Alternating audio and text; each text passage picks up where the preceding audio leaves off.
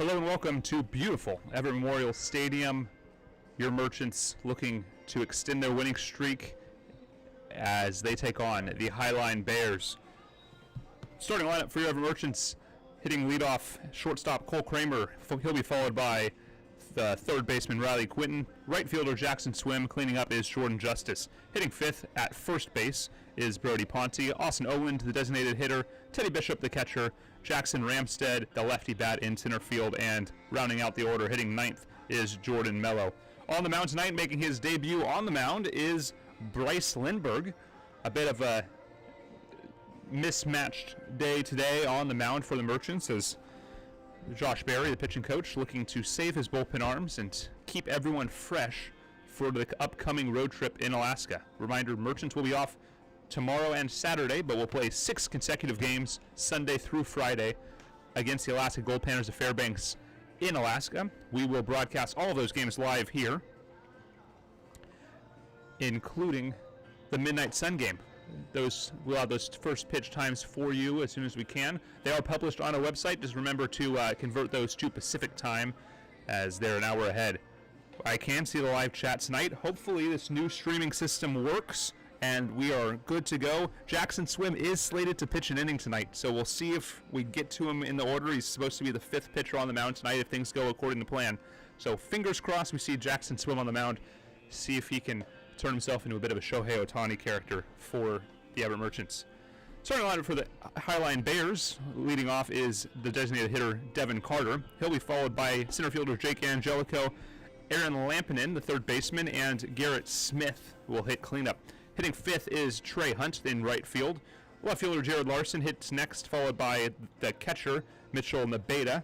Robbie Vandergrift hits 8th, and rounding out the lineup hitting 9th is Ryan Oka. Starting for the Northwest Honkers, for the Highline Bears, is Thomas Blackney. Blackney on the season, 1 appearance. It was a start.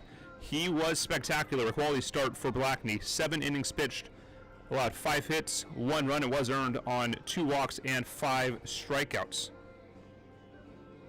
That contest was against the Dudes in a winning effort, 4-1 win over the Dudes. Carter digs in for the Highline Bears. He's a .250 hitter on the season.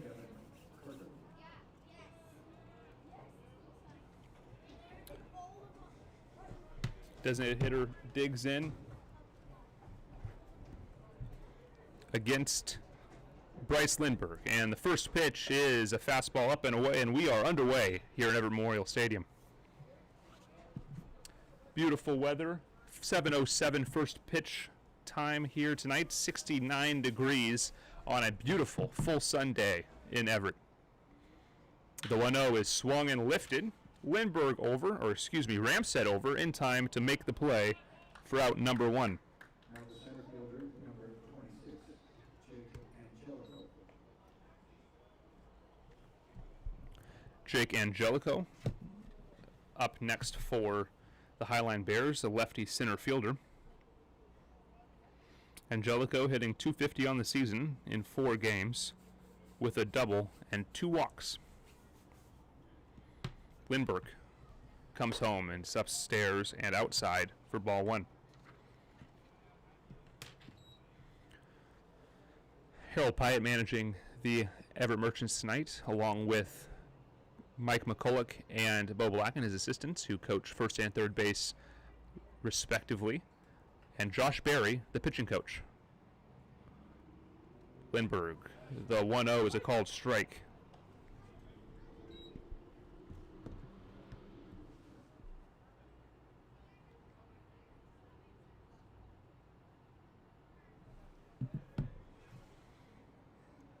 One and 1. This pitch, big swing and a miss on a breaking ball. 1-2 the count. These position players often have surprisingly effective breaking pitches. We saw it there with the bottom falling out of that breaking ball for Lindbergh.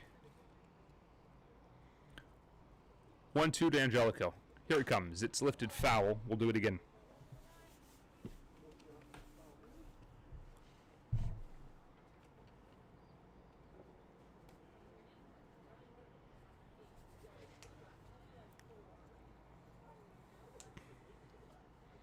Infield straight up. Ramstead shaded slightly to right field. Here's the pitch. It's low, bouncing in there. 2-2. Quite a healthy lineup of pitchers coming for the Merchants tonight, assuming things go according to plan.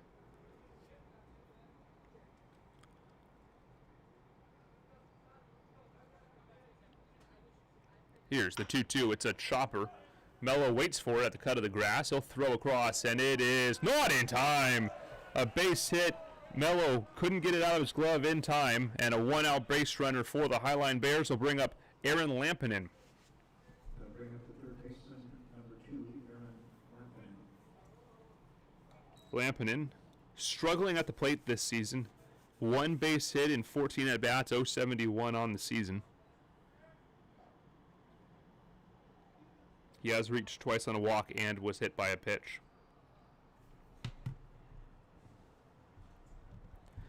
Lindbergh comes home, and it's away.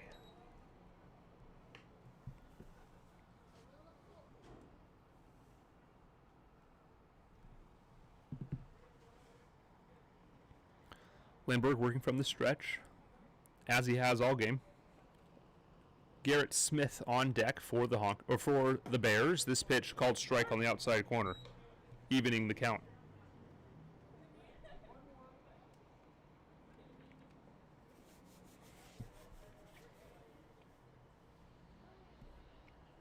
Highline Bears 2-2 on the season.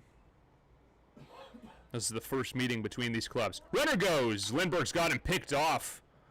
Ponte will run him over to Kramer, who's running him back to the pitcher at first, who tags the runner out. And a caught stealing will erase the runner at first base. Great work there by Lindbergh. Able to get the runner caught in between.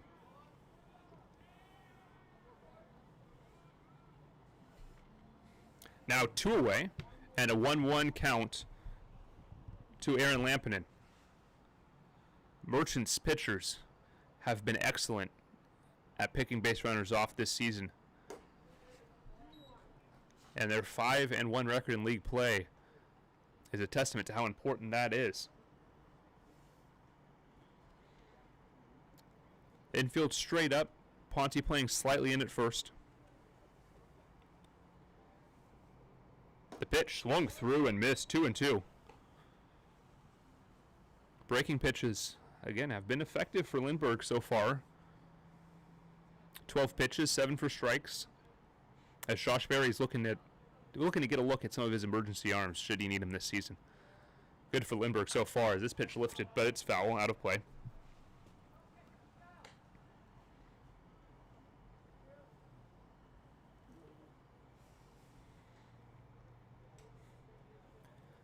For those of you watching, feel free to drop any questions you might have in the live chat. I'll try to get to them throughout this broadcast.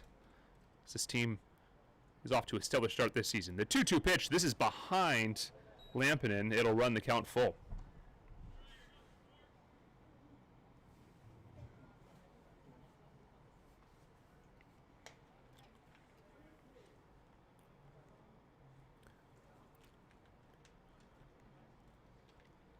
Full count with 2 away in the top of the first inning in a scoreless tie with the Bears. Here's the payoff pitch. It's grounded right to Lindbergh. He'll pick it up, the throw across in plenty of time for the out. Lindbergh faces the minimum despite allowing a base runner as we head to the bottom of the first inning. No score.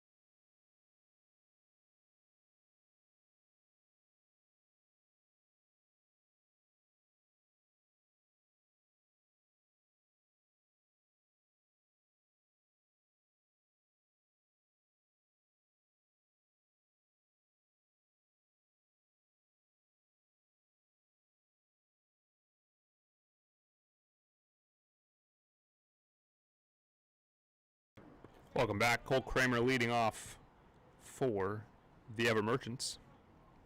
No score, top of the first inning, or bottom of the first inning, rather.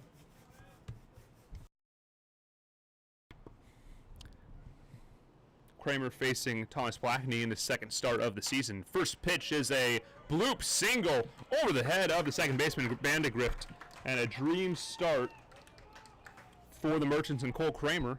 Bring up left-handed bat Riley Quinton. Third baseman, number 10, Riley Quinton.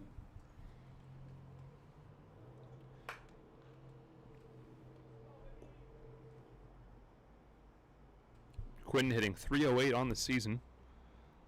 Very efficient lefty bat. Just got to make Harold Pyatt extremely happy. First pitch he sees is a swinging strike on a breaking ball.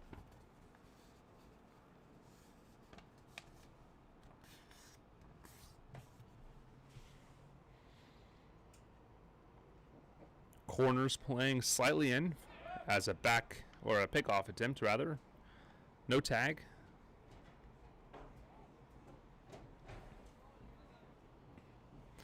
Lampinen playing in at the cut of the grass. Expecting a bunt. Runner goes. This is a bloop shot into center field. Caught by Angelico in plenty of time for out number 2. The right fielder, number 37, Jackson Swim. Brings up Jackson Swim, who continues his tear through the Pacific International League. He's hitting .464 on the season. Has been passed by Jordan Justice in batting average, however, after a 5-for-5 night last night. Jordan Justice up to .467. He'll follow Jackson Swim. Here's the pitch. Called strike on the bottom part of the zone. On deck is the aforementioned Jordan Justice, 5-for-5 last night with 4 runs and 4 RBIs, included a 2-run home run in the 3rd inning, or in the 8th inning rather, that was destroyed to left. Low ball, evens the count at 1-1.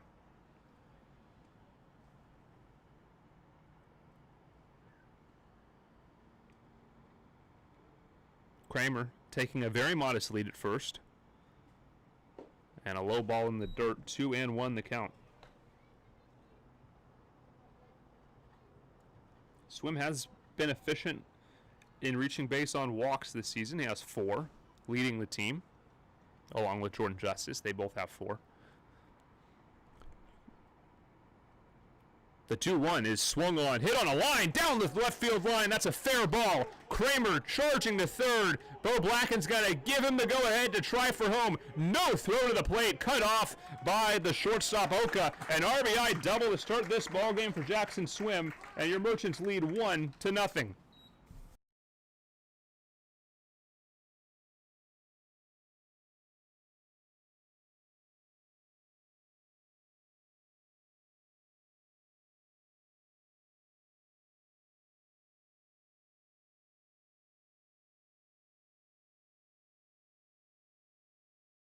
Jordan Justice climbs in with Jackson Swim on at second. This pitch swung through and missed for strike 1. Blackney already giving up as many earned runs tonight as he has in his previous start. That was a 7-inning dazzling affair. On deck is Brody Ponte.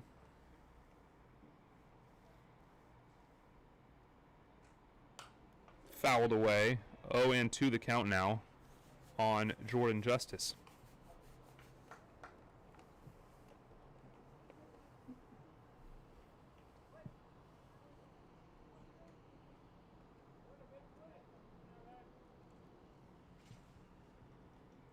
Long look from the stretch. Time called by Justice. He'll step out.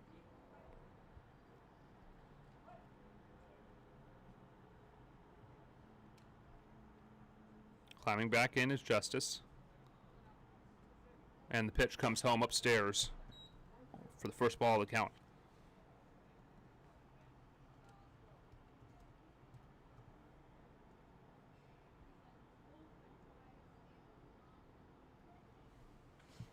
One and two, one away. Jackson Swim on at second via an RBI double. This pitch in the dirt. Swim staying put.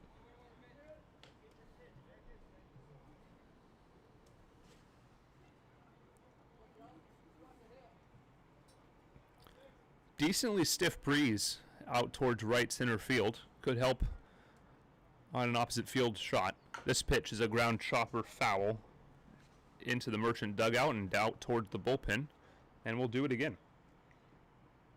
I'd like to thank you all for joining us tonight, as hopefully we finally figured out the technological problems we've been dealing with.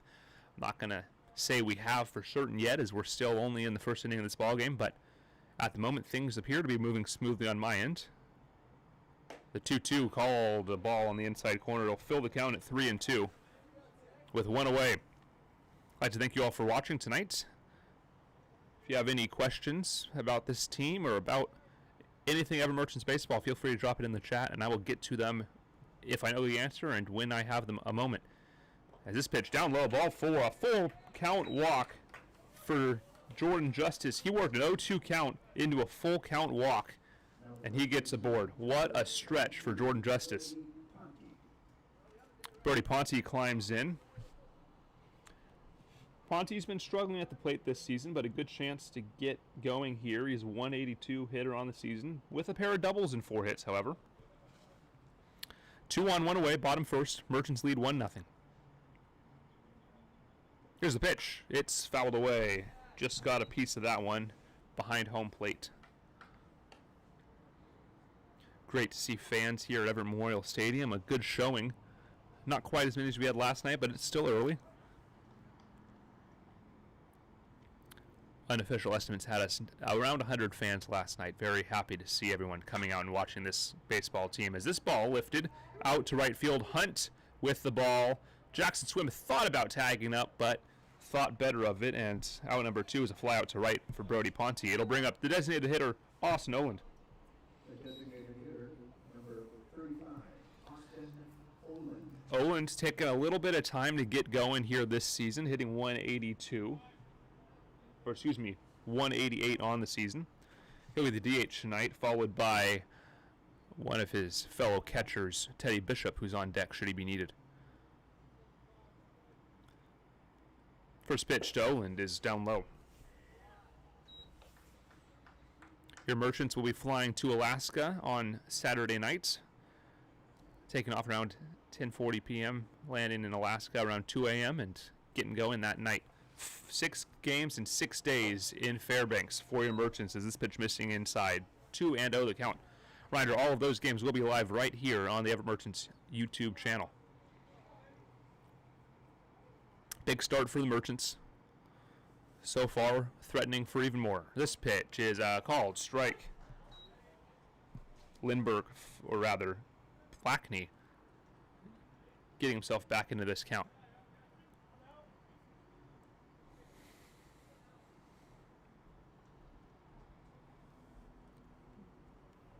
Blackney taking his time between pitches. Comes set and delivers from the stretch. Check swing. It's a called strike. 2-2, 2 outs, 2 on. 1-0 Merchants lead in bottom of the first.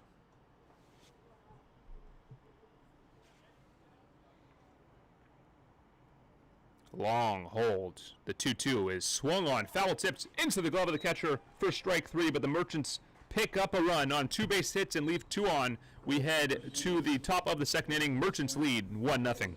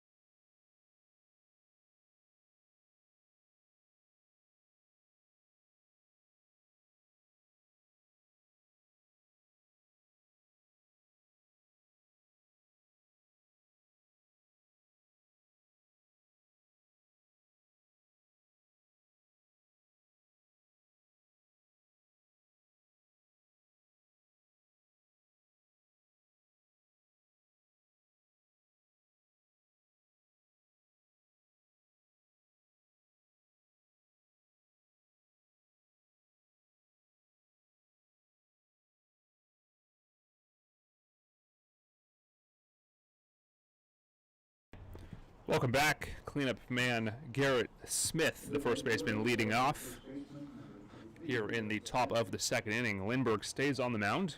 He's thrown 15 pitches. Josh Berry not expecting more than 2 or 3 innings out of Lindbergh tonight, but we'll see what he can do. As this ball driven into the left field gap, over to cut it off is Ramstead, but he misplays it. That's going to be thrown into holding the runner at second base.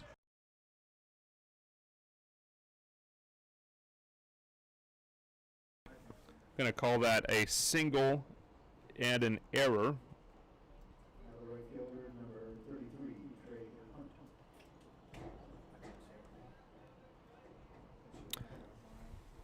Trey Hunt climbs in as Garrett Smith reaching second base on a single and an error by Jackson Ramstead, pardon me.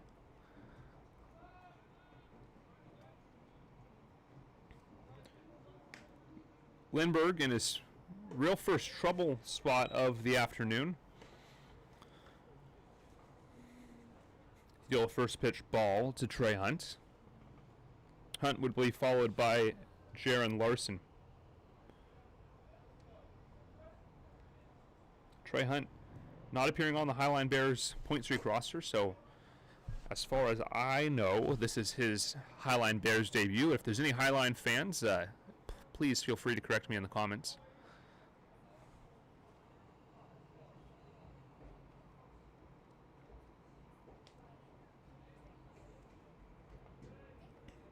Long hold by Lindbergh. He comes home. This pitch, check swing, he did not go. 3-0 now, and a dangerous spot against what you would assume would be a hitter with some power hitting in the 5 spot.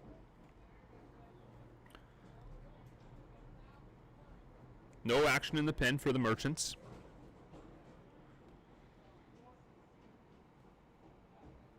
The 3-0.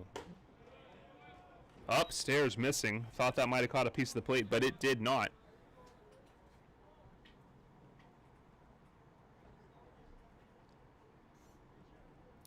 Two on with 1 away. Left fielder, number 24, Jaron Larson. Larson climbs in now for the Bears with 2 on. 286 hitter on the season for Larson in 2 games. Third leading hitter for the Highline Bears. Their offense has not exactly been firing on all cylinders, looking to get it going today. This pitch upstairs.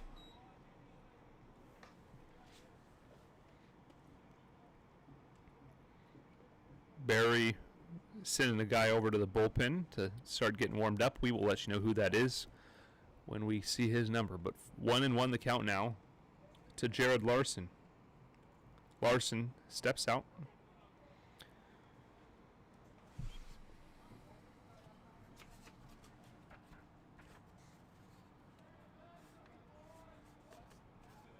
Ramstead delivers. The pitch is a ground ball to Mello, who can't make the play. An error on Mello will hold everyone, bases loaded, and an error on Jordan Mello, the second baseman, will load the bases.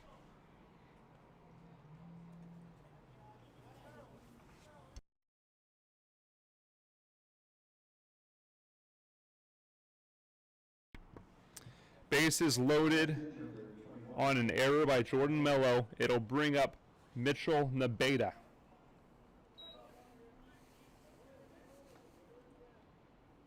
Nabeda on the year hitting 200. Yet to pick up an RBI so far. Got a great chance here with nobody out. Infield playing in for a potential play at the plate. A missing ball number 1 as Hammersmark quickly warming up in the Merchants bullpen. He was not, I do not believe he was listed on, or excuse me, he was listed on the Merchants lineup. He was the projected long reliever. As this pitch hit well to center field, Ramstead's under it, but the runners are tagging. The throw to the plate will be quick enough to hold the runners, and what a throw by Ramstead in center field to hold the runners, and now the Merchants can play for a double play. Don't test the arms of this Merchants outfield. It's not going to end well for you. And the Bears made the wise decision to not test the throw. That ball was very deep in center. Robbie Vandegrift climbing in, yet to record a hit with Highline this season. This is called strike number 1. Lindbergh may be finding his zone again here. That was a nice pitch.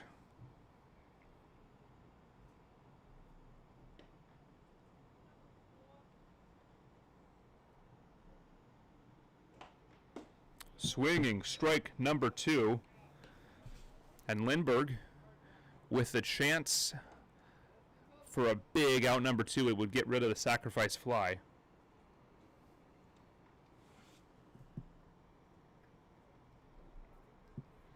One away, 2 outs, bases loaded for the Highline Bears. This ball fouled away. We'll do it again.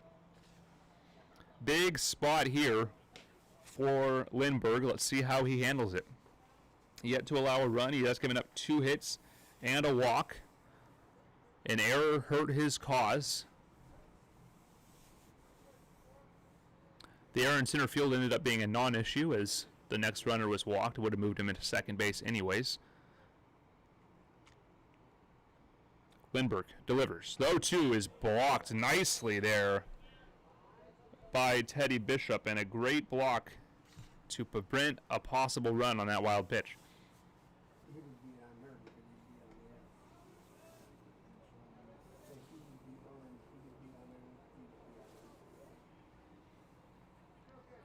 One and 2 to Vandegrift. Ryan Oka, 9-hole hitter, shortstop, hitting next, barring a double play. Lindbergh comes home. This pitch low and away. 2 and 2 now.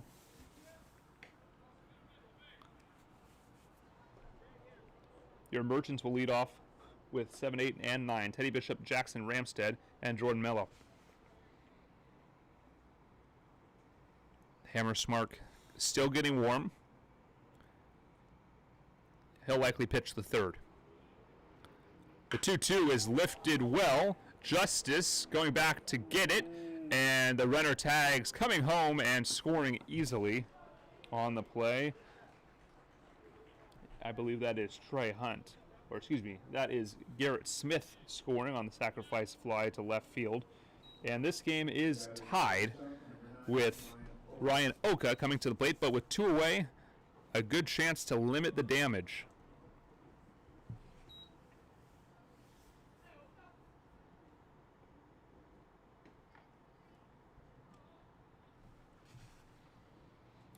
Lindbergh delivers. Low and away for ball 1. Lindbergh yet to give up an earned run the inning was extended on an error at this point. 1 and 0, 2 away. Here's the pitch. And it's a swinging strike number 1 on the breaking ball. Lindbergh having trouble keeping his hat on. He's lost it a couple times on a breaking pitch. Must be a slightly different release. Leadoff man Devin Carter is on deck. He flew out to center to lead off the game. Josh Berry and Harold Pyatt discussing matters, probably trying to figure out when they're going to bring in Hammersmark. As this pitch is a ground shot to Mello, a chance to redeem himself. He'll throw across, and he does for out number 3. That will retire the side, but the Bears pick up a run as we head to the top of this, or to the bottom of the 2nd inning. Stay with us.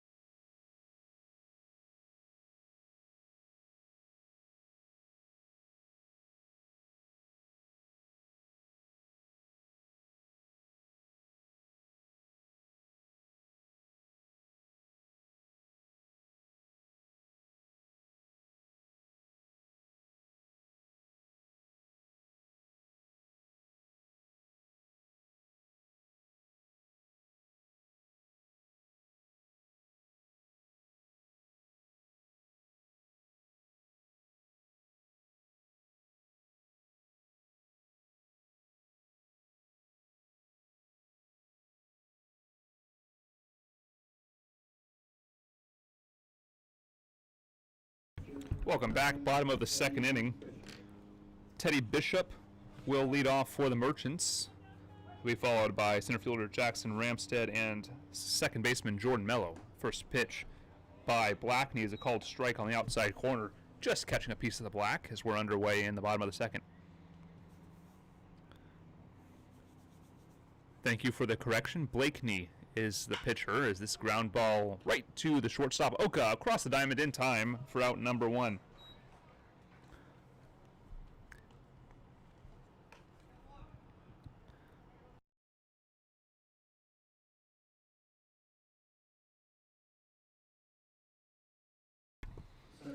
Center fielder Jackson Ramstead climbs in from the left-handed batter's box with one away. Blakeney as he spikes this fastball here for ball number one. Blakeney threw one and a third.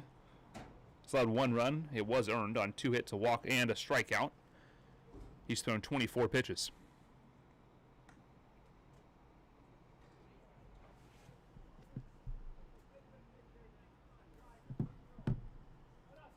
Mello on deck. He'll be followed by the leadoff man, Cole Kramer, should it be needed. The 1-0 by Blakeney spiked again. 2-0. 2 straight striked pitches by Blakeney. See if he can find his spot. The wind and the 2-0. Outside, 3-0, and Ramstead now with the chance to get aboard on a walk.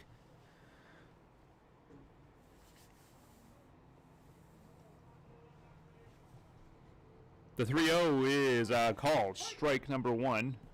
Ramstead taking all the way there. Bat never left his shoulder.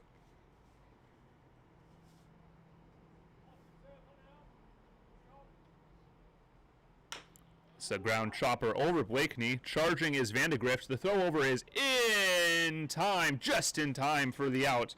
A great play by Vandegrift, able to get the out for out number two. It'll bring up Jordan Mello with 2 away.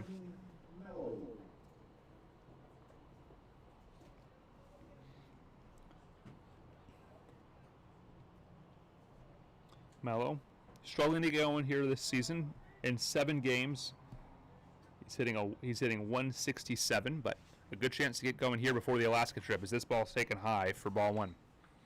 Kramer on deck. He singled in the first pitch he saw in the first inning. Low for ball 2, 2-0.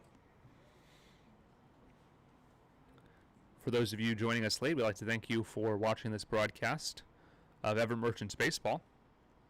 So 2 swung through for strike number one.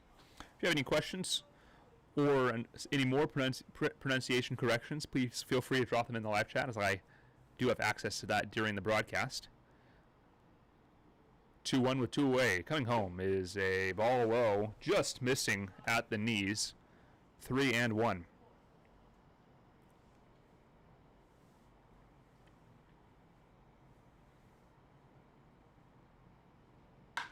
Grounded just past the diving glove of Lampinen, and a 2-out single into left field for Jordan Mello will bring up Cole Kramer. Kramer singled to right field in the first inning. First pitch he saw, he came around to score on a Jackson Swim RBI double.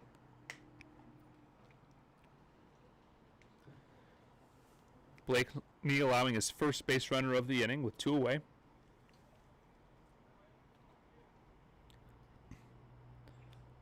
Kramer hits this one well to left field, but over in time for the out is Larson, and that will retire the side. The Merchants get a base runner, but Strand, Jordan Mello at first base. We head to the top of the third in a 1-1 tie.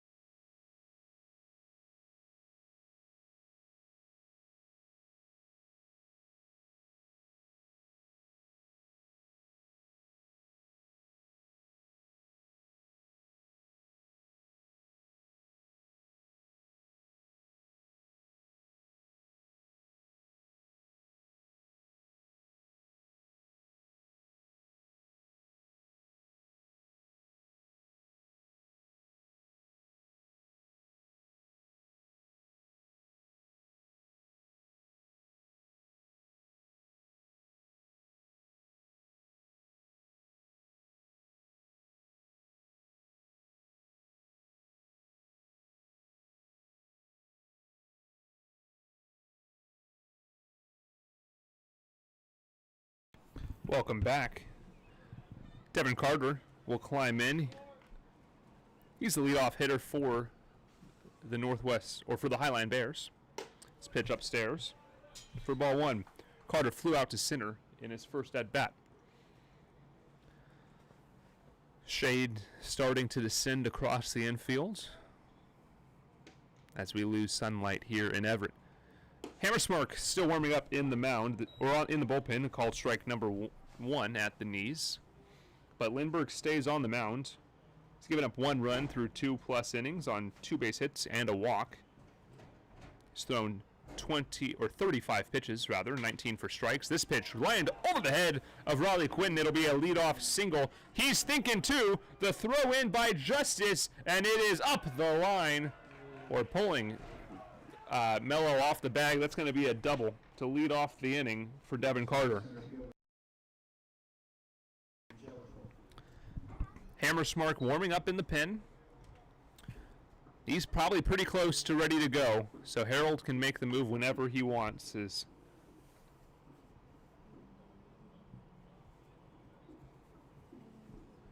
Jake Angelico climbs in.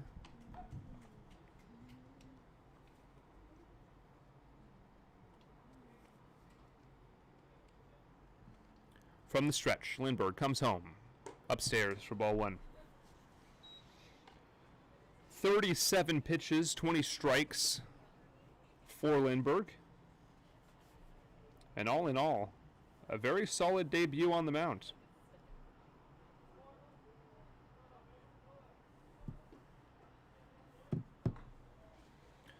Runner gets his lead. This pitch fouled away. 1-1. Jake Angelico did reach on a hit in the first inning. He singled, but was later erased. Caught stealing.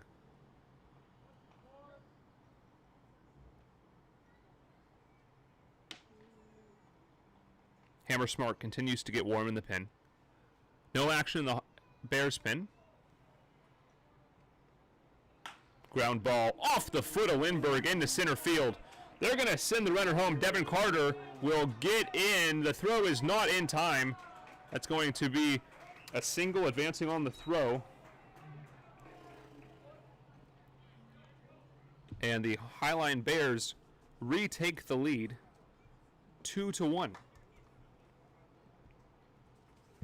The third baseman, number 2, Lampinen now digs in with a runner at second base on a single advancing on the throw. Bears 2 runs on 4 hits, no errors. 1 run on 3 hits, 2 errors for the Merchants. First pitch by Lindbergh is a called strike on the outside corner.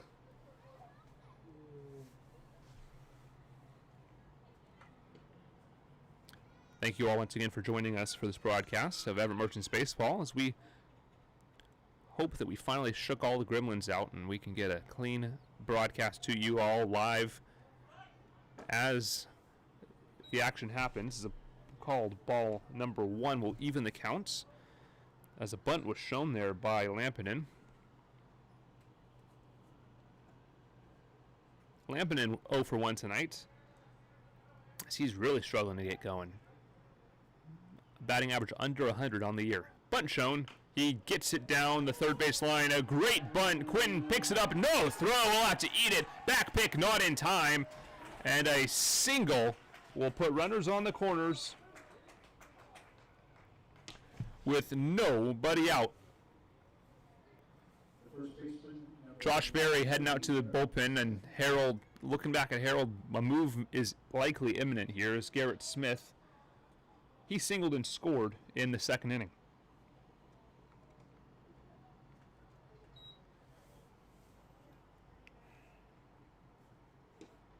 Play at top of the third inning. Nobody out. Runners on the corners. Bears already with a run across.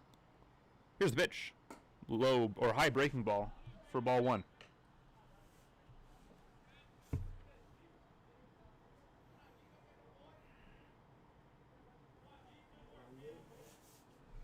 Looking for a ground ball right here. Double play depth for the Merchants infield. They would give up a run for 2 outs.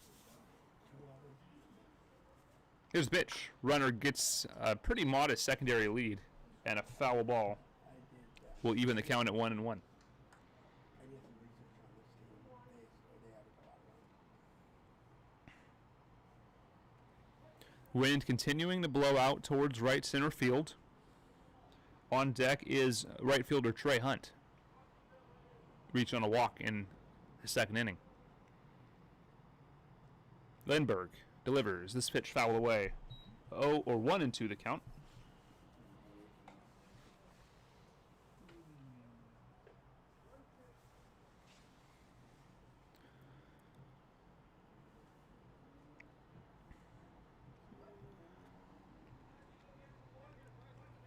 Hammersmark in the pen. You wonder if this is Lindbergh's final batter. Here it comes. A high breaking ball. Evens the count at 2-2.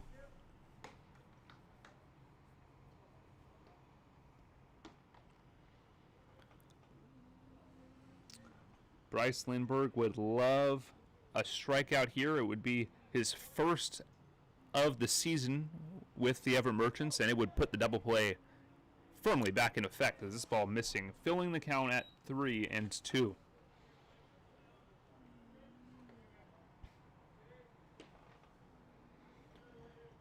Fans continuing to trickle into the stadium here. A few kids running around out by the Everett Aquasox fungo statue out in right field. Runner goes. The full count pitch is upstairs, ball 4, and the bases are loaded. Harold Pyatt will step out of the bullpen. Time called, and it looks like we will have a pitching change. We're going to step aside. Aiden Hammersmark entering the ball game for Bryce Lindbergh. 2-1, Bears lead here in the top of the third inning. Nobody out, bases loaded.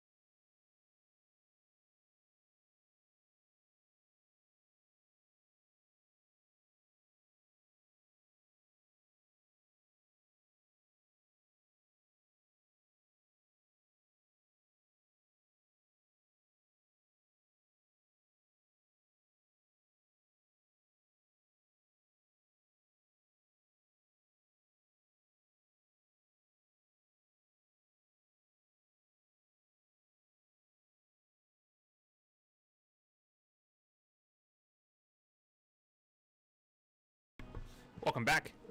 Aiden Hammersmark enters the ball game. Bryce Lindbergh's night is over. The book is not closed. He's responsible for all 3 runners.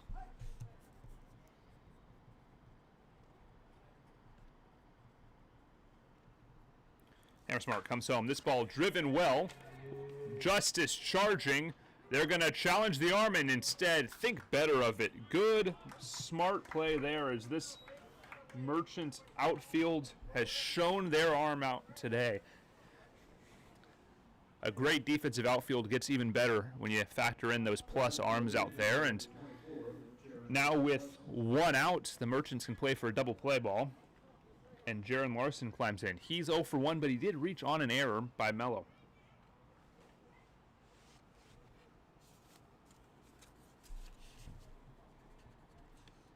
First pitch is a ball outside.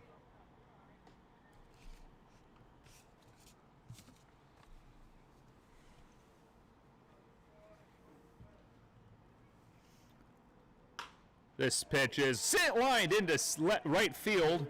Gonna be an RBI single that scores a pair of runs for the Highline Bears. First to third goes Garrett Smith, and a 2 RBI single will add 2 more runs to the Bears' lead. 4-1 now. The Bears lead over your Everett Merchants. Climbing in now is Michael Nabeda, or Michelle Nabeda, rather.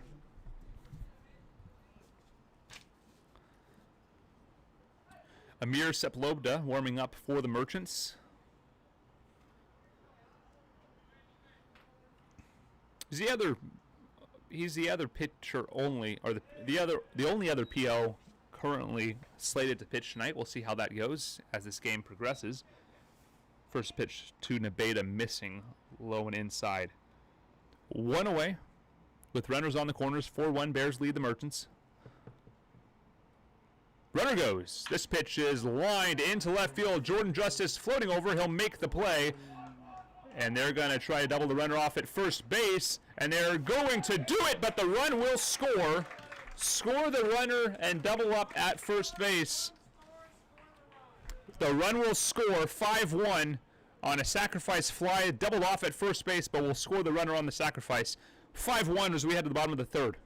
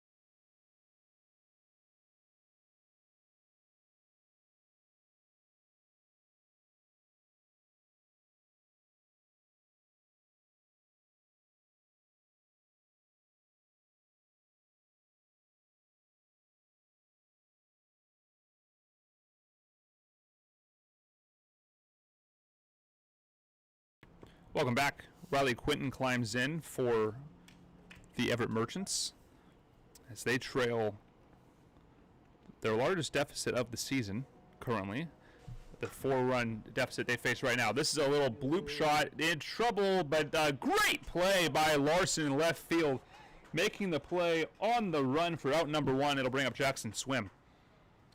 Right fielder, number 37, Jackson Swim. Great outfield defense by both teams tonight, with the exception of an error in center field by the Merchants.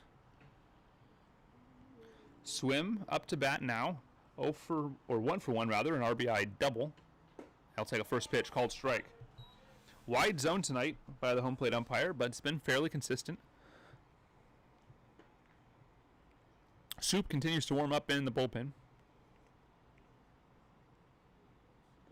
Bouncing in for a ball. 1-1.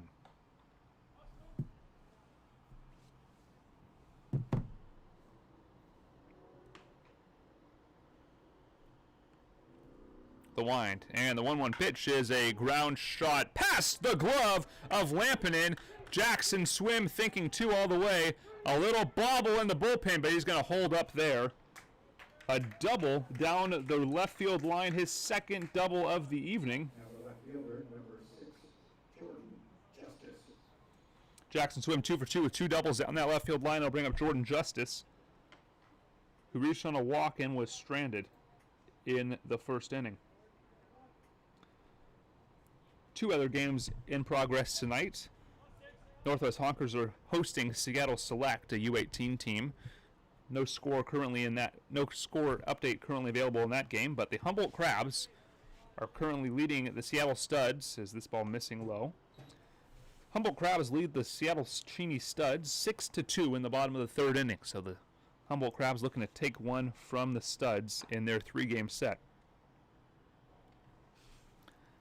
Merchants looking to get a run back here with 1 away. Justice hits this ball well. Larson looking back on the warning track. He's near the wall, and he makes the play. Jackson Swim will tag and head in.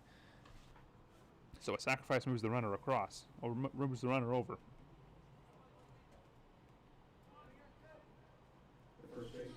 Brody Ponte will climb in with 2 away. Ponte 0 for 1. He flew out to right field in his first at bat. Here's the first pitch. It's low, but Swim stays put.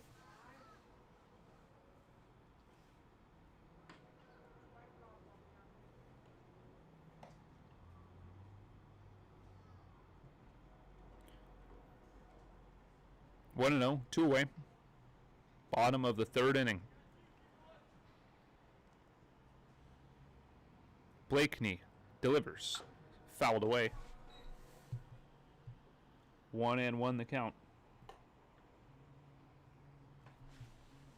Austin Oland on deck, struck out in his first at-bat. Shadows continue to descend here, nearly covering the whole field.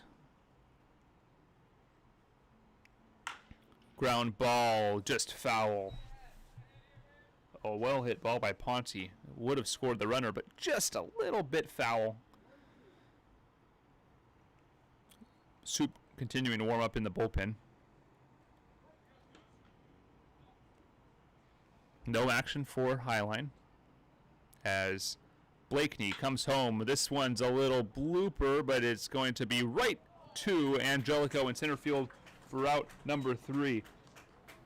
Jackson Swim stranded at 3rd base. We head to the top of the 4th, 5-1.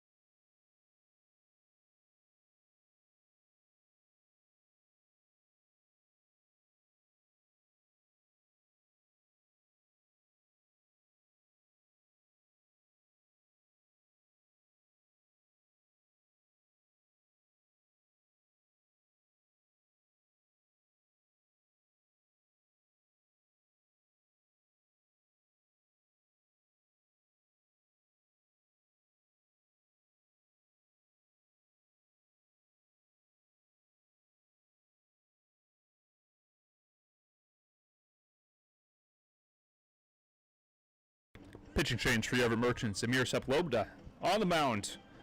We'll be back for the top of the 4th inning.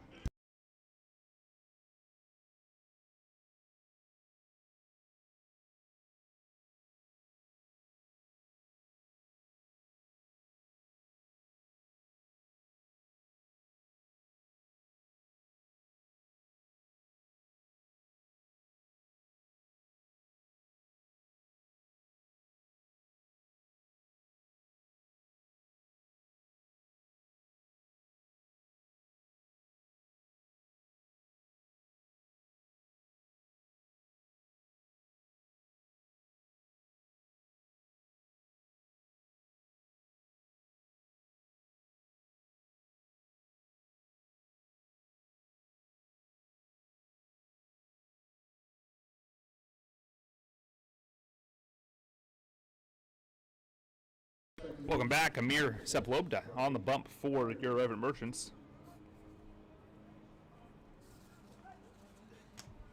And in climbs Robbie Vandegrift, sacrifice fly with an RBI in the second inning.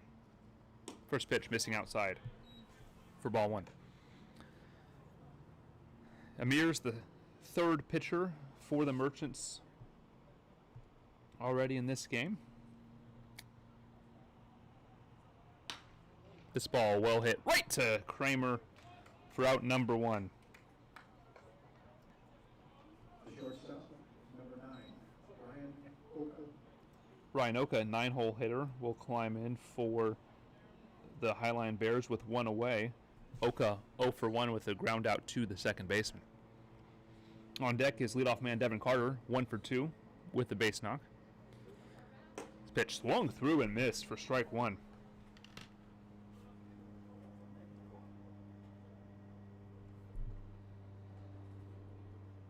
Amir having a nice season. 4 games, including a start, 7 innings. He's only given up 2 runs. Both of them were earned as a called strike. 0-2 the count. Soup a 2.37 or 2.57 ERA.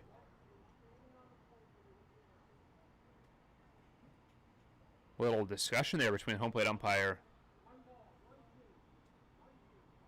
1-2 the count now.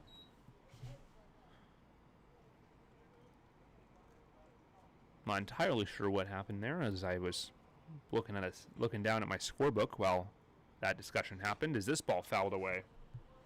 1-2. I believe that was an awarded ball by the home plate umpire, but perhaps we'll get clarification after the game. Okay, facing Soup.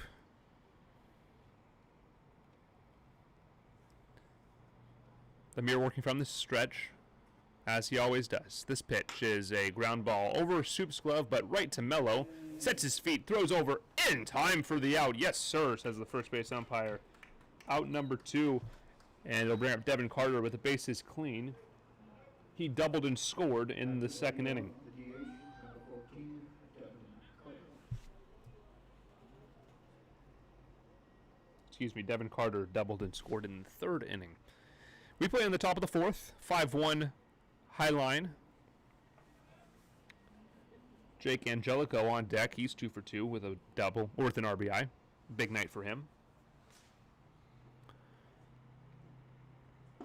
Big swing and a miss on a breaking ball there. Soup able to get that one under the bat.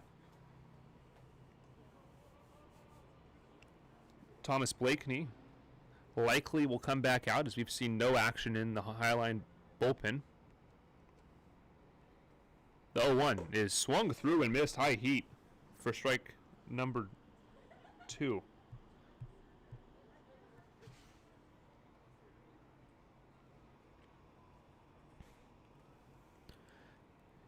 Straight up in the infield. Ramstead slightly shaded towards left field. As the 0-2 comes, and it's a little bit low, just missing at the knees.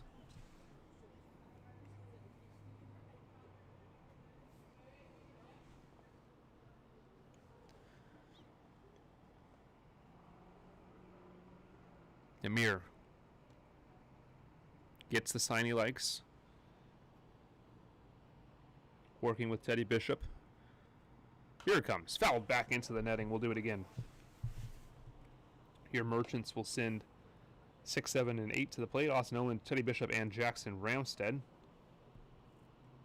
That group has yet to reach base, so a good opportunity for them to get on board for the first time.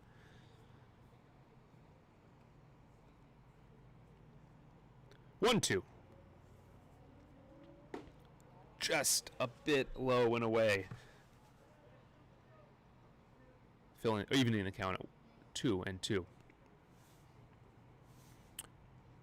Quentin, Kramer, Mello, and Ponte is your infield from left to right.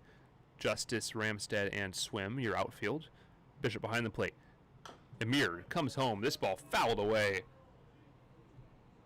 just missing a couple merchants in the dugout.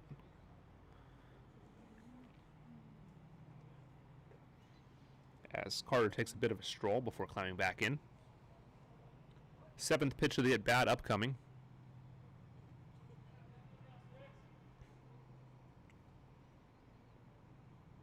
Soup delivers. The 2-2 pitch, a long swing and a miss on a breaking ball. He got him. Soup pitching a 1-2-3 inning as we head to the bottom of the 4th inning.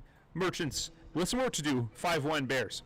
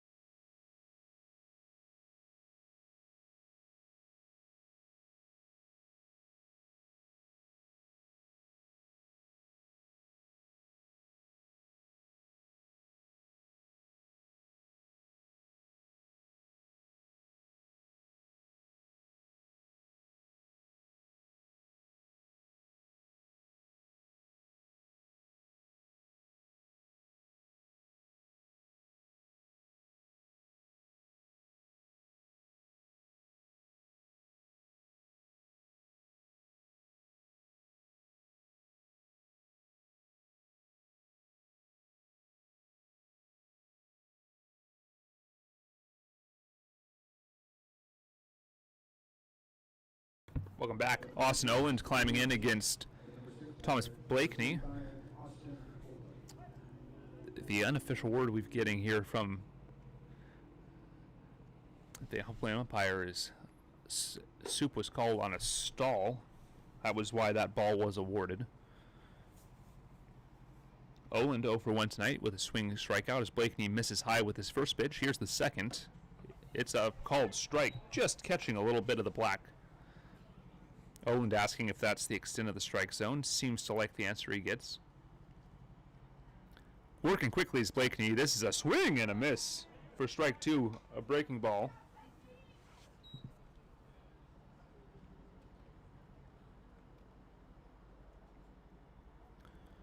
The 1-2 up and in. Oland having to get out of the way of that fastball. Up near his chin. Still a nice breeze out to right center. This ball low. Filling the count at 3-2. And an opportunity to get on here for Teddy Bishop.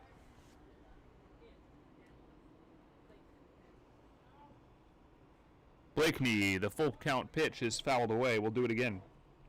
7th pitch of the at-bat coming up. Bishop looking to get his bat going. He's got a good opportunity if Oland can get aboard. Here's the payoff pitch on the way, and it is swung on, hit well out to left. Larson going back. He's near the warning track at the wall, making the play in left field for out number 1, but a productive at-bat as it took 7 pitches to retire Oland. Oland climbing in, grounded out to the shortstop in inning number 2. He'll be followed by Jackson Ramstead and Jordan Mello. 5 runs on 6 hits, no errors for the Highline Bears. 1 run on 4 hits, 2 errors for the Merchants. Bishop's first pitch that he sees is upstairs for ball 1.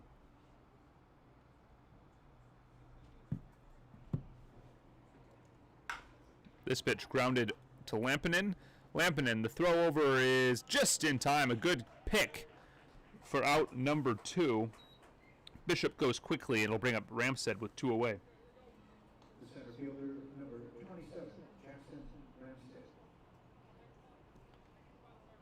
No score change in the Studs Bears or Studs Crabs game. Still 4-2.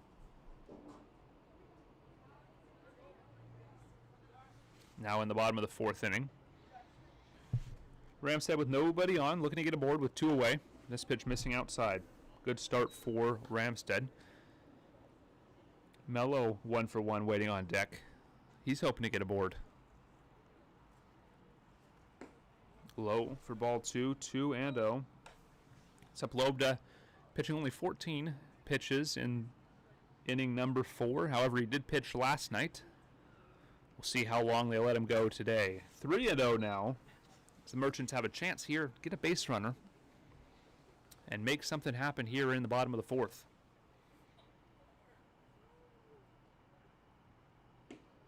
Taking all the way, catching part of the zone somehow.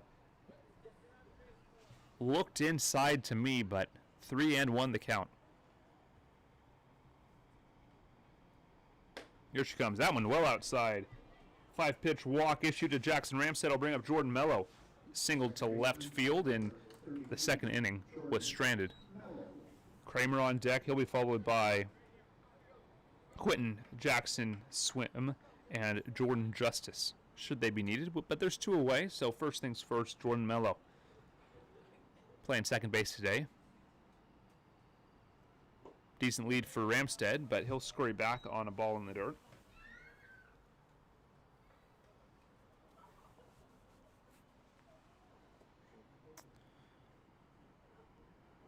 Both bullpens quiet.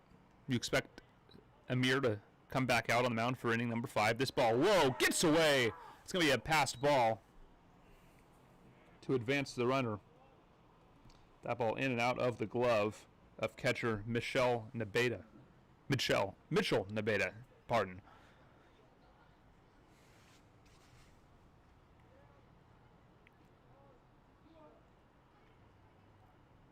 Two and 0 the count. Ramstead on at second base. Blakeney comes home. This ball is a line shot off the glove of the second baseman. That's going to be an error. It's going to score Ramstead as Mello stops at first base. 5-2 your score. Now the shortstop and leadoff hitter, number 7, Cole Kramer. No RBI on the play. 5-2 your score.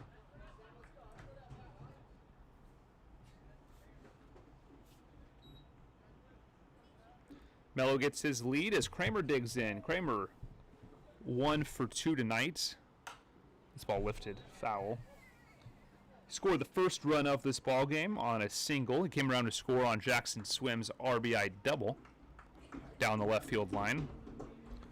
Quinton's on deck. He's 0 for 2. He'll be followed by Jackson Swim should they be necessary. Swim's 2 for 2 with a pair of doubles. This ball grounded foul. The count is 0-2. Kramer now has got to shorten that swing up in battle here with 2 strikes. 5 runs on 6 hits, 1 error for Highline. 2 runs on 4 hits, 2 errors for the Merchants. That ball low.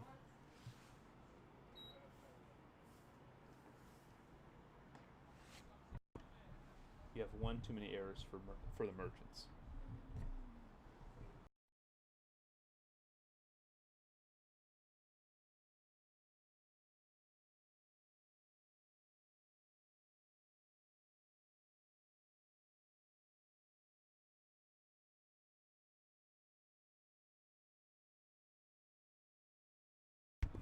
Apologies for the quick technical difficulties there. 2-2. My mic was stuck muted. 2-2 the count with 2 outs. Bottom of the 4th inning. 5-2 your score. Merchants looking for more. Here's the pitch. It's swung on, lifted into left center field. Mello looking for 3. It's going to be a tight play. They'll throw to second instead. And a single will put runners on first and third. With 2 outs, bringing up lefty Riley Quinn. 0 for 2 tonight.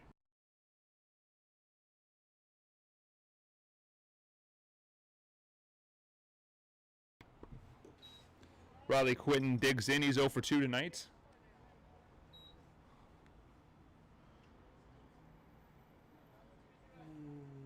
Runners on the corners. Good opportunity for the Merchants to pick up another run. They've scored 1 in this inning. The first pitch is swung on and missed on a breaking ball. Gets away, but everyone stays put wisely. As Nabeda able to shuffle over and make the play. Jackson Swim on deck. He's having a great evening. Would love a chance for a couple more RBIs here. He'll lead off the next inning if Quinton doesn't reach. This pitch is lifted. It's going foul. Get out of play, and it will. Evening the count at 1-1.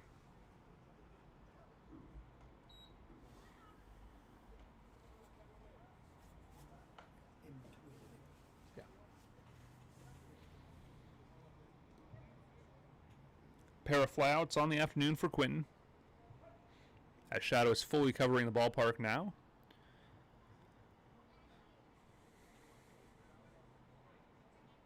Runners get their leads. The 2-2 pitch is grounded right to Blakeney, the pitcher. The toss over in time for out number 3. That will retire the side. But Merchants pick up 1 run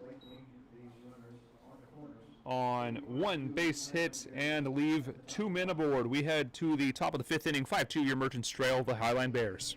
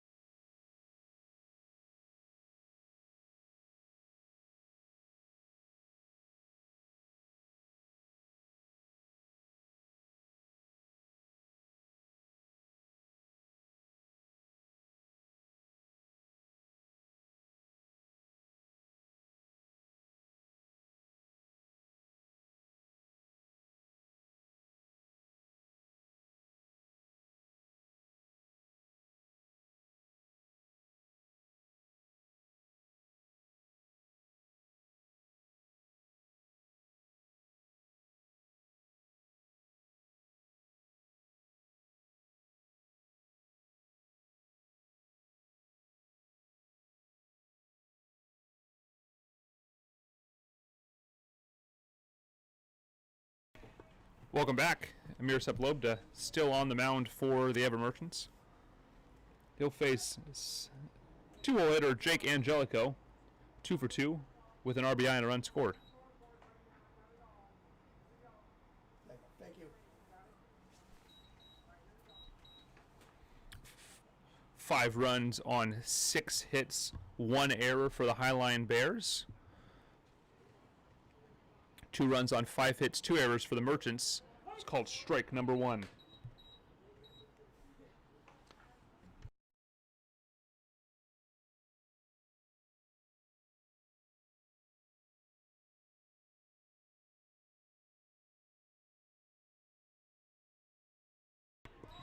Little chopper to Amir, throws across, and it's just in time. What a play by Amir Seplobda across in time for out number 1. Third baseman, number 2. Aaron Lampinen climbs in. 1 for 2 tonight with a run scored.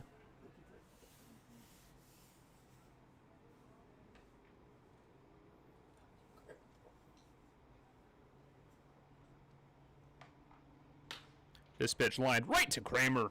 Great play at shortstop. That's the second one of those line drive catches he's made tonight. Sepulveda working incredibly efficiently.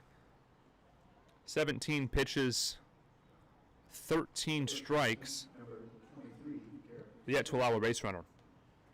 Garrett Smith climbing in. He's 1 for 1 with a walk and 2 runs scored. Early candidate for player of the game, should the scoreline stay the same. Here comes the first pitch. It's grounded right to Soup. Scoops it up. The throw across in plenty of time for out number 3. Another 1-2-3 inning for Amir Sepulveda as we head to the bottom of the 5th inning. Merchants trail 5-2.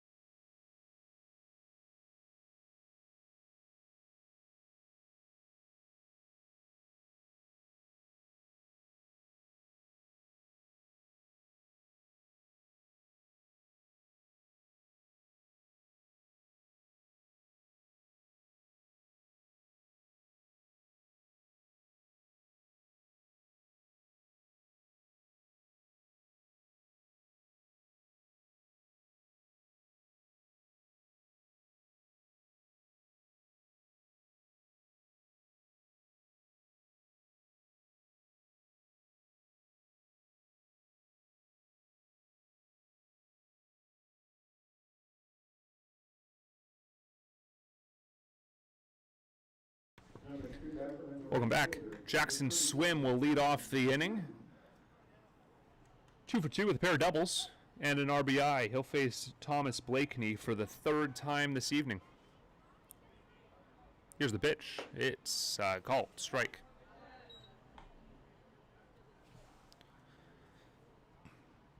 Swim has lined this one into center field. On the run is Angelico, who will make the play in center for out number 1. Swim has overtaken Jordan Justice, who's up now for the batting crown for this team at the moment. But we'll see if Jordan Justice can get it right back here with a base knock. He's 0 for 1 with a walk. With 1 away in the bottom of the 5th inning. On deck is Brody Ponte. Inside for ball number 1.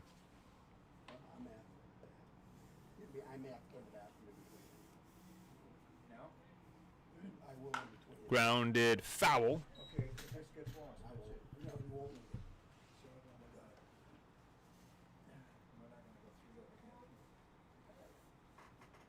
Jordan Melrose warming up in the Merchants bullpen.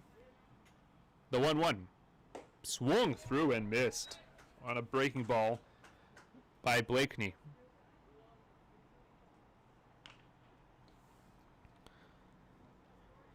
Working quickly as Blakeney comes home. The 1-2 is lined right to Lampinen, who makes the play for out number 2. Some good gloves in this PIL contest.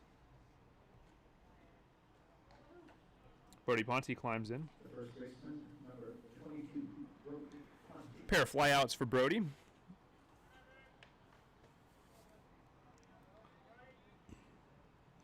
Merchants offense struggling to find their footing in this game, looking to get aboard, and this ball just misses Brody Ponte.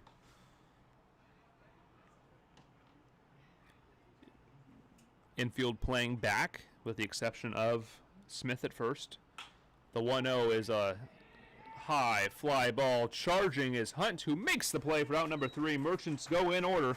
We head to the top of the 6th inning, 5-2 Highline.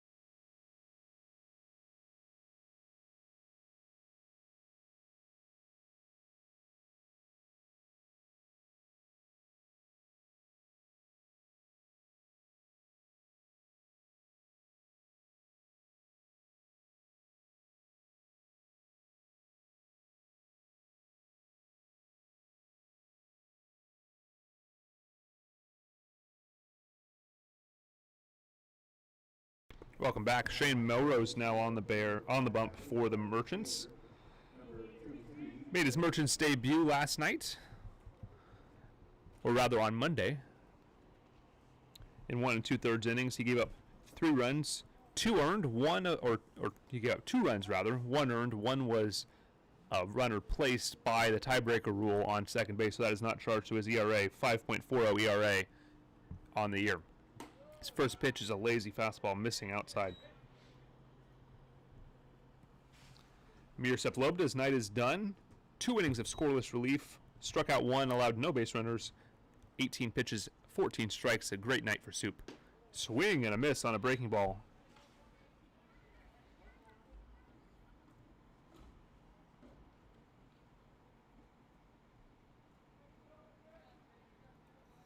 Melrose will work from the windup. Fouled into the Highline dugout. Count will run to 1 and 2. Very nice crowd on attendance here for the 3rd consecutive home game. We love to see the fans out at Everett Memorial. The windup and the pitch is lifted into center. Ramstead charging back towards the wall. He took a bad route on it. It'll take a 1 hop off the wall. The throw in to second base is just barely not in time, a double. And the bad route wouldn't have mattered as he was able to get to it in time to hold Trey Hunt to what was almost certainly going to be a double regardless. Left fielder number 24, Jaron Larson.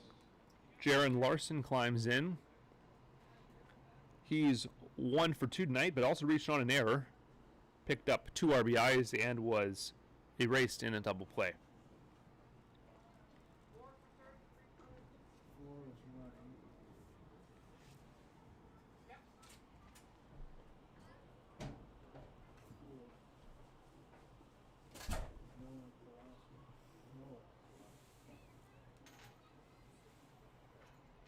For pinch runner now in the ball game. It's okay. You gotta go, you gotta go. Noah Pulowski pinch running for Trey Hunt. Now running second base is number 4, Noah Pulowski. Thank you, sir. So Hunt is out of the ball game. He was the right fielder for the Highline Bears. We'll see who replaces him in the defensive alignment as Melrose throws a first pitch breaking ball. 0-1 the count.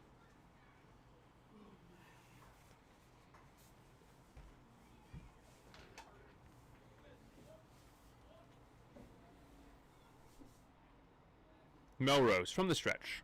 He comes home. Bunt shown. He gets it down. Melrose's only play is to first. The lefty's throw over is in time for the sacrifice bunt.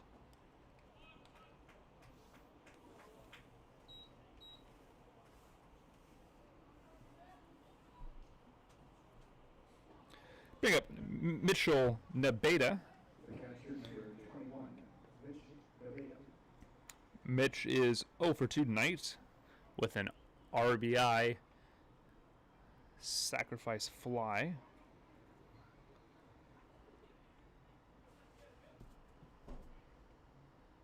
His first pitch is a called strike.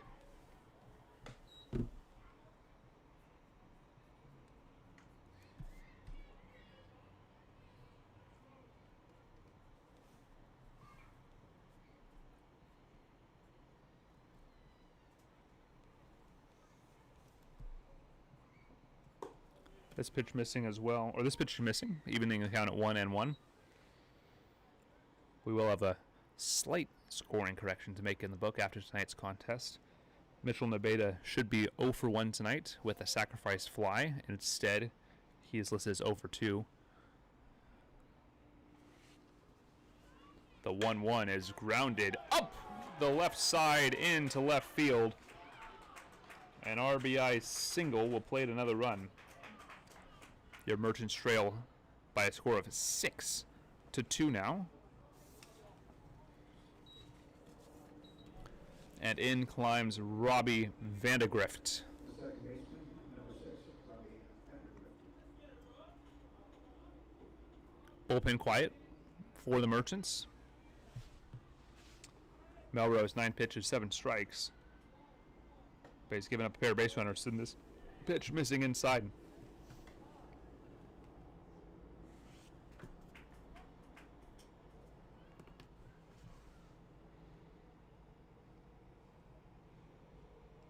Ryan Oka on deck, 0 for 2. 1 away. Melrose's pitch is grounded past Kramer, who can't get to it. Justice there to cut it off. And another single past Kramer's glove. That would have been a tough play. He couldn't have really gotten there. But now 2 on with 1 away in the top of the 6th inning, and the Merchants need to play damage control here if they want a chance to get back into this ballgame. Merchants offense has been able to score in bunches this season, so can't count them out just yet by any means, but the task gets monumentally more difficult if you allow another run. First pitch, bunt shown, ball away.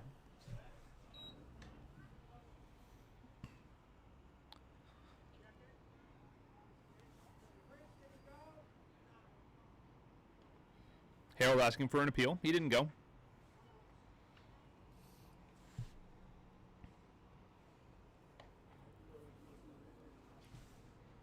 Melrose delivers from the stretch. Swing and a miss. Good breaking ball there to even the count. Some light work in the Merchants bullpen. We'll get a number as soon as the slickers come off.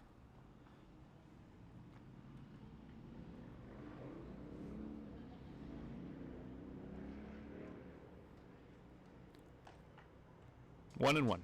First pitch is a lazy breaking ball in the zone called strike number 2. A great pitch by Melrose, fooling Oka.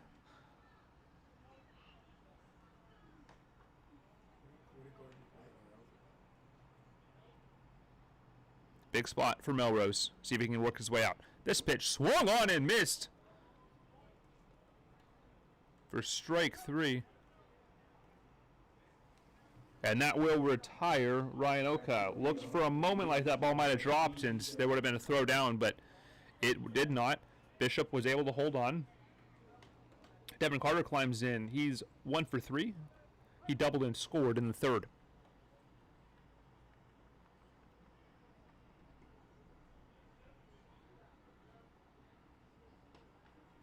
Here's the pitch. It's a check swing called strike number 1.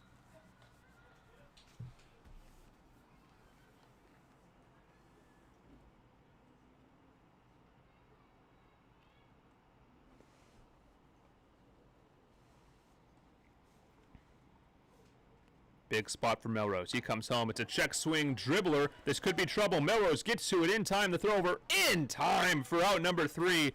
1 run scores, but Melrose able to work out of trouble. We head to the bottom of the 6th inning. 6-2 Highline Bears.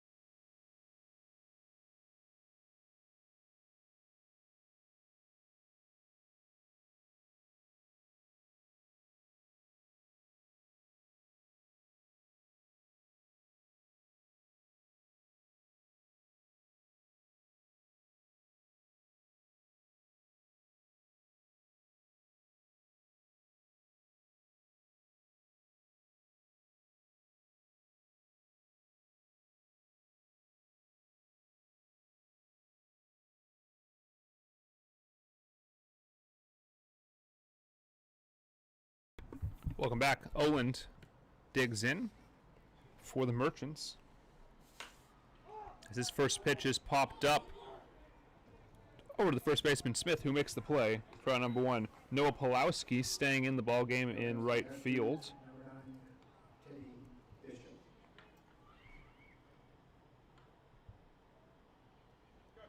Bishop now climbs in with 1 away.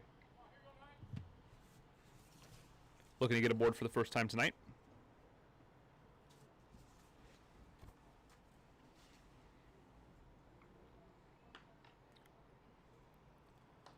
Blakeney comes home. Bishop takes a called strike number 1.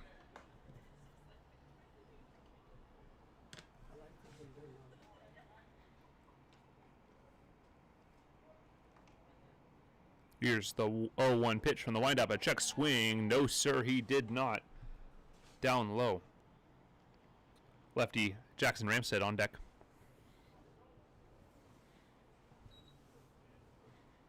The 1-1. Foul tip. Merchants will take the next 2 days off before playing 6 consecutive against the Alaska Gold Panthers. This ball in the dirt evens the count at 1-1. All 6 of those games will be played in Fairbanks. And all 6 will be available right here on the Everett Merchants YouTube channel. Blakeney will be working from the windup. He's pitched well tonight. The 2-2 is grounded over to Oka. The throw across the diamond is just in time. Beating Bishop by a couple of steps for out number 2. Jackson Ramstead climbs in. 0 for 1 with a walk and a run scored for Ramstead.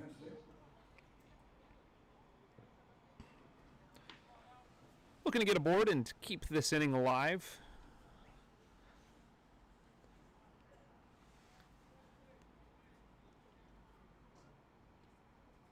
This ball outside and low for ball 1.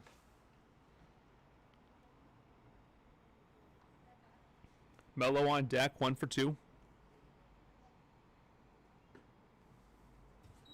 Missing again, 2-0. Blakeney sitting at 85 pitches, 49 of them strikes. Foul tipped, 2-1.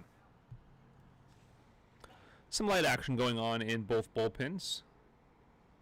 Pitcher warming up for the Everett Merchants is the third baseman Riley Quinton. That's when things really get messy for the scorebook.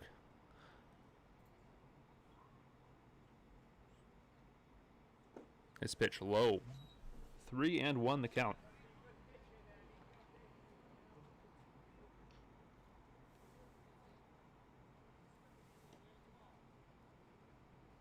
This pitch is driven well into right center field, looking up, and it is gone. Home run to right field for Jackson Ramstead. Gets a run back for the Merchants. A monster shot for Ramstead as the Merchants pull a little bit closer. 6-3 now your score in the bottom of the 6th inning. Merchants showing a lot more power than the 2019 team. Both quality offenses, but that team preferred to string singles and doubles together, and this team looking to assert their dominance with their bats, with the power into the bats. Mello digs in, and he'll swing and line this one into the right center field gap, but it's caught on the fly by the new right fielder Pulowski for out number 3. But the Merchants pick up one more run on a Jackson Ramstead solo shot home run to right center field. We head to the top of the 7th inning, 6-3 Highline.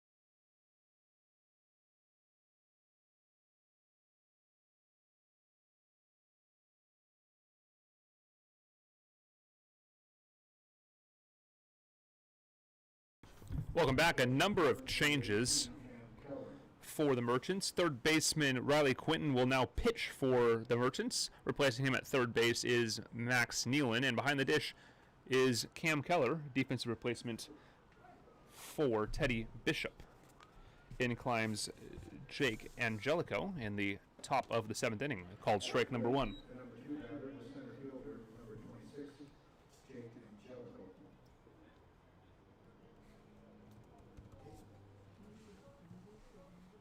Here's the pitch. It's a little low. 1-1.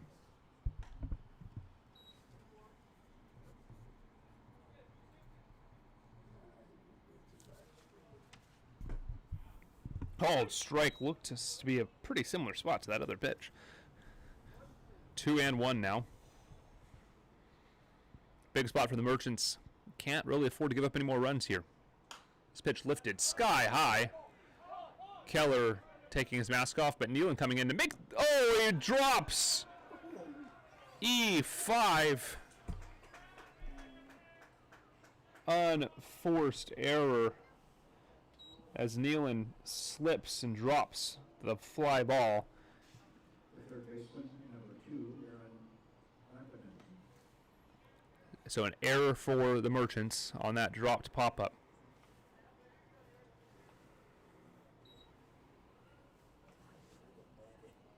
Lampinen now climbs in. Runner goes. Quinton's pitch called strike. The throw down is not in time. And a stolen base for Angelico. Angelico having a good night. Mound visit now between Keller and Riley Quinton. What's the count? Lampinen 0-1 the count. Strike.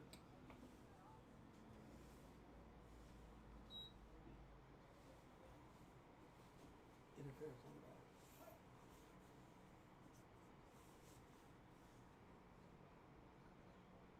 From the stretch. Quinton comes on, bunt shown. He chops at it, but gets it fair. The throw over is in time for the out. Sacrifice bunt does move the runner over, however.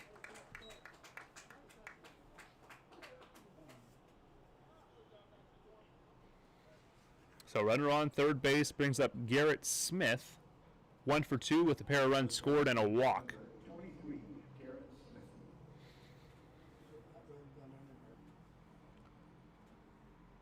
There's the pitch. Low and away for ball 1.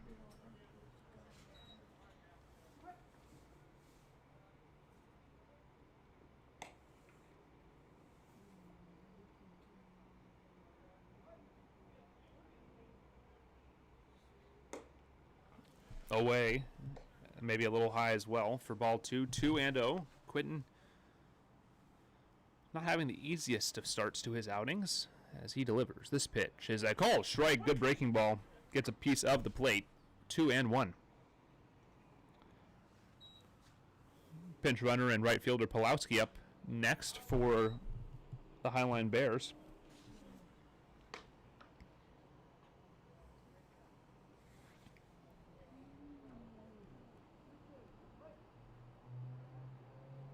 Pulowski yet to record a hit for the Highline Bears. Is that ball just missing? That pitch just missing a little outside, apparently. The payoff pitch is outside, and it'll walk another runner on. Runners on the corners now, top of the 7th inning. Double play now in effect, however. And that's what the Merchants will play for. Pulowski up for Highline. Noah Pulowski yet to record a hit with the Merchants. He did score a run as a pinch hitter, or pinch runner rather. This ball a little upstairs apparently.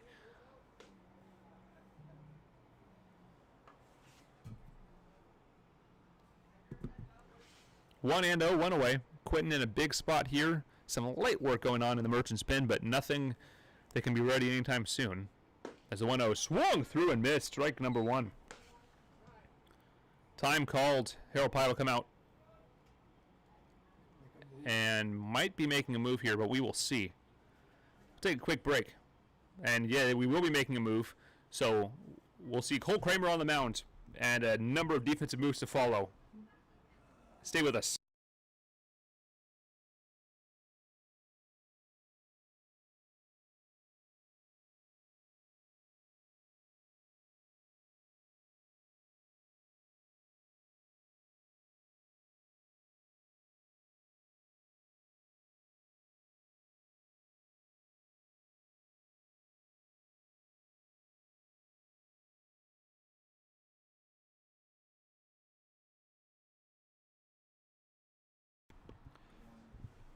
Merchants make mound visit. No pitching change. However, Cole Kramer likely the next move to be made. 1-1 the count. Runner goes, bunt shown. It's a good one. They're going to go to one first for one, and the play is to and they've got the runner hung up now, tagging out in time, and that will retire the side. But a run score 7-3 Merchants on a bit of a bungled play by both teams.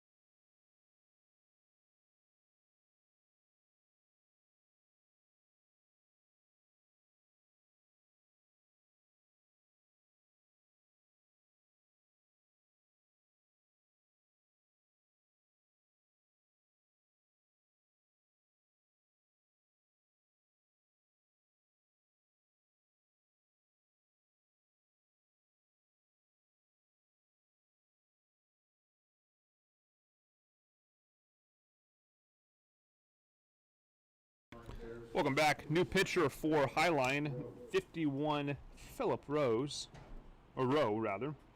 Rowe in one appearance, pitched 2 innings, gave up 2 runs, neither were earned, on 1 hit and 4 strikeouts. He has not factored into a decision. Cole Kramer will climb in. 2 for 3 with a run scored, pair of singles.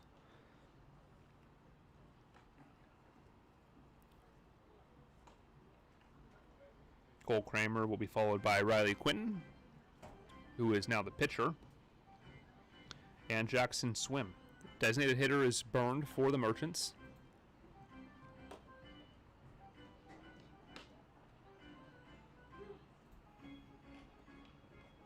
Last couple warm-up pitches being thrown by Philip Rowe.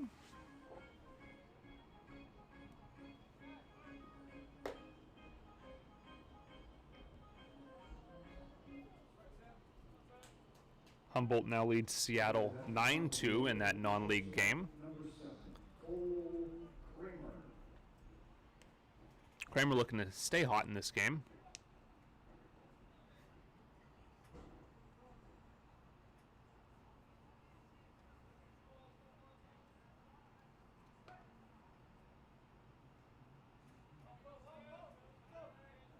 From the stretch, Kramer's pitch. This pitch over Kramer's head. Rowe struggling with the command a little bit during his warm-up pitches, and the first pitch over Kramer's head. So, not the best start you can ask for Philip Rowe. Kramer squares the bunt, pulls back, takes the ball.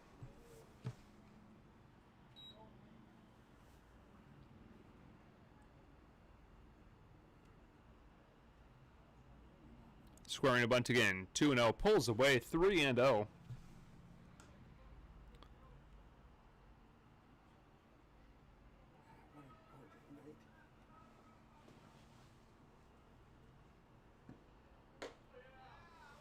Pitch is a little inside, I guess, and a 4-pitch walk.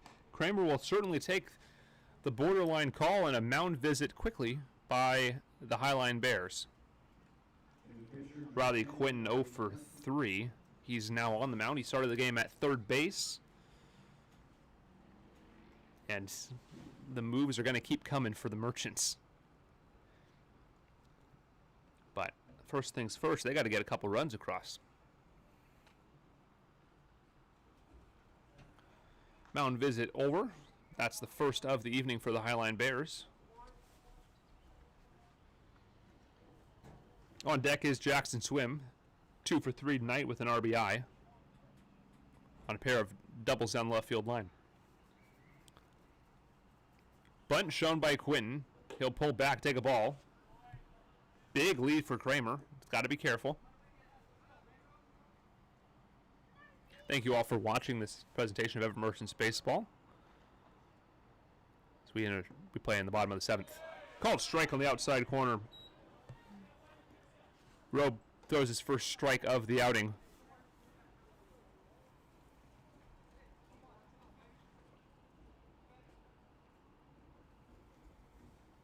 One and one to Riley Quinton. This pitch low and inside. 2-1.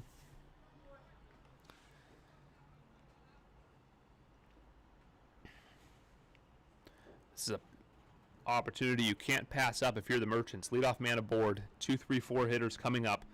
And a pitcher that can't seem to find control of his fastball. You got to take this for all it's worth. 3-1 now, the count, with nobody out.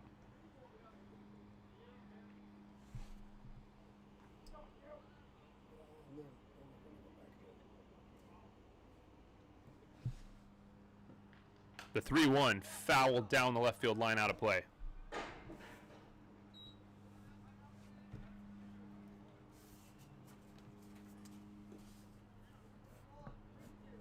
Full count to Riley Quinton, nobody out, and a runner on first base. Merchants trail 7-3. In a big spot here. There's the pitch. It's a check swing. Did he go? No, he did not. The appeal, and he did not go. It didn't look like he did to me either. It was closer than I would have liked, but it didn't look like he went. And now with 2 on, it'll bring up Jackson Swim, leader in the team in average. And a quick argument proposed by the Highline Bears manager, but quickly withdrawn to stay in the ball game. Swim looking to get a run across here. Ball up near the chin. On the first pitch he sees. Jordan Justice on deck. Swim and Justice battling for team lead in batting average this season as this ball misses as well. 2-0 now. And my goodness, the Merchants need some runs in a bad way, and this would be a great opportunity to get a couple. 2-0, this ball up and away. 3-0 to Swim with nobody out.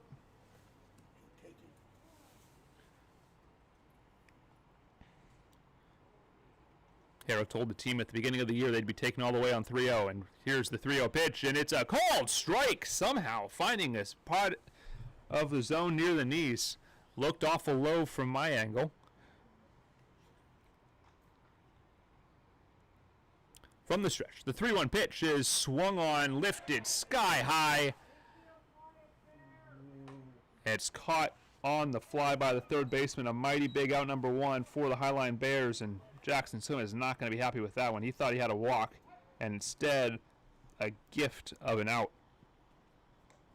Jordan Justice now with an opportunity to do some work. And we're going to have a mound visit and a pitching change for the Highline Bears. We'll be right back. 7-3, 2 on with 1 away in the bottom of the 7th.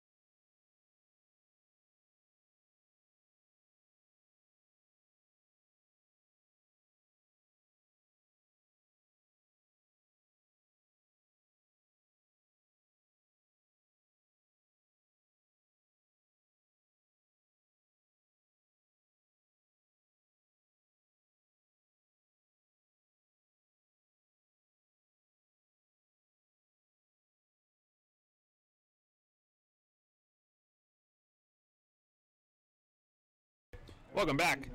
New pitcher Skylar Manelski on the mound. Manelski in one appearance pitched 2 innings, gave up no runs on 2 hits, a walk, and 4 strikeouts. He was awarded the win in that outing. Jordan Justice climbs in. He's over 2 tonight with a walk. Big spot here for the Merchants Merchants lineup rather. Here comes the first pitch from the sidearm hurler, missing for a ball. Kramer on at second, Riley Quinton on at first base. The 1-0 is swung fouled away down the first base line into the stands for strike 1. We play in the bottom of the 7th inning. Merchants 8 outs to get 4 runs, but in a good opportunity here to pick up a few.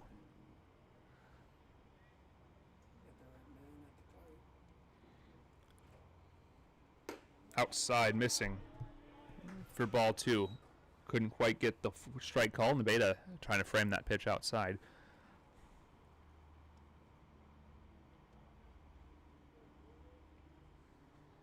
Brody Ponte on deck. The 2-1 is a little chopper to second base. Charging is safe on the pickoff attempt at third base. Vandegrift's able to get the fielder's choice at second base, but now runners on the corners with 2 outs.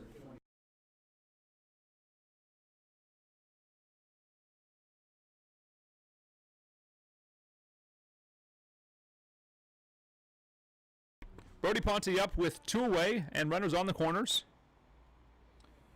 7 runs on 9 hits, 1 error for the Bears. 3 runs on 6 hits, 3 errors for the Everett Merchants.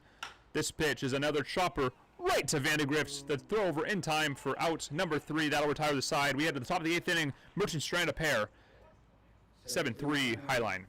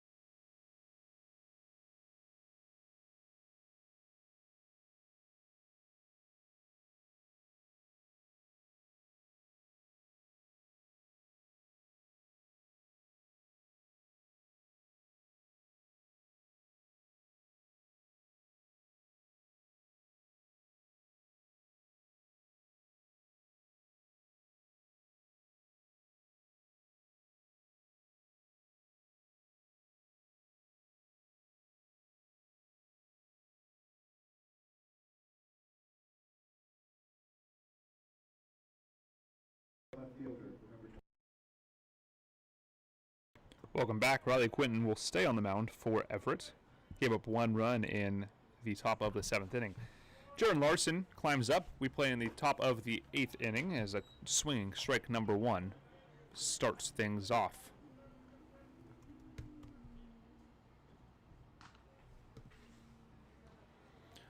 The 0-1 on the way is a ground ball past Quinton and past Jordan Mello into center field. A leadoff single will bring up Mitchell Nebeda for the Highline Bears. The catcher, number 21, Mitch Nebeda. Yeah. Larson takes his lead. Nebeda is 1 for 2 with a sacrifice fly and a pair of RBIs.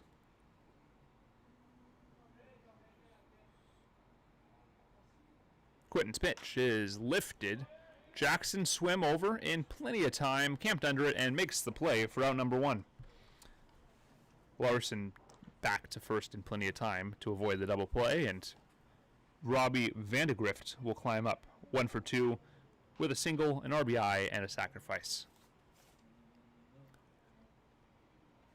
7 runs on 10 hits, 1 error for the Bears. 3 runs on 6 hits, 3 errors for the Everett Merchants. Runner goes, called strike, and the throwdown is in time.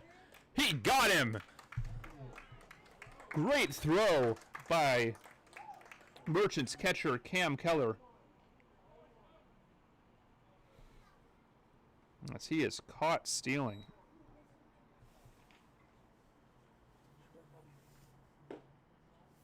Ball missing low, 1-1 the count. Bases clean, 2 away. Quinton looking to get out of the inning while facing the minimum, fouled off, 1-2. No action in the Merchants pen, but that's likely because the next pitcher we'll see for Everett is Cole Kramer, who's playing shortstop. The 1-2 is lifted down the right field line. Long run for Swim, but he'll let it drop foul. And we'll do it again.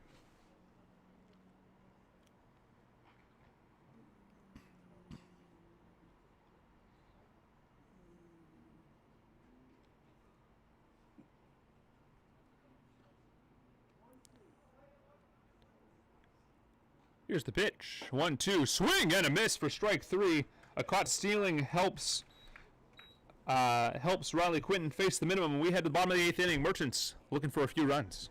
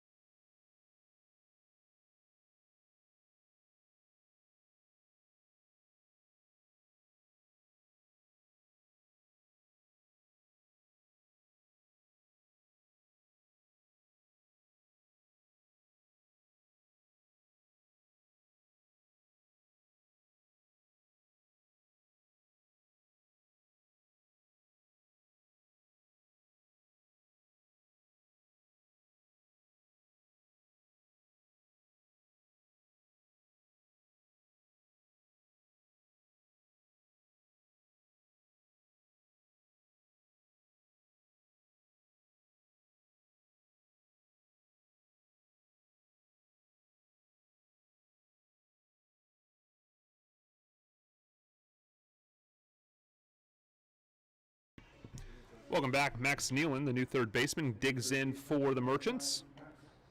He'll be followed by the catcher Cam Keller. Facing Manelski, the side-armed hurler on the mound. This pitch well low. Nealon, very productive out of the 2-hole this season. Only hitting 6th tonight because this was a scheduled day of rest for him, but necessity calls, and he'll take a ball down low, 2-0.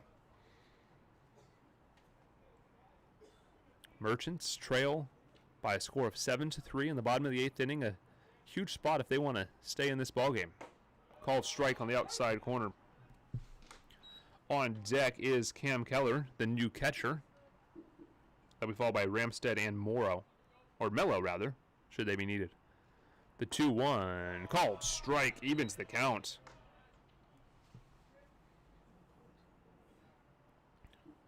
Birdie Ponte is warming up in the bullpen. See if he is used. This pitch is a little fly ball into right field, caught on the fly by Pulowski for out number 1.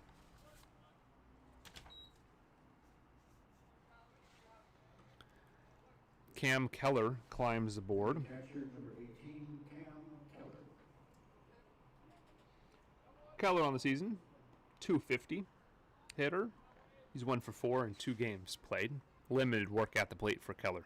This pitch well away for ball 1.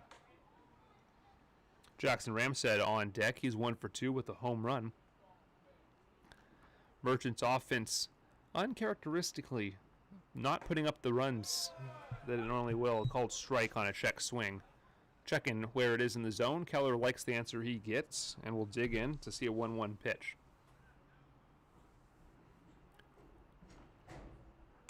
This is a little flare shot into right field, charging and making the sliding play for out number 2 is Pulowski.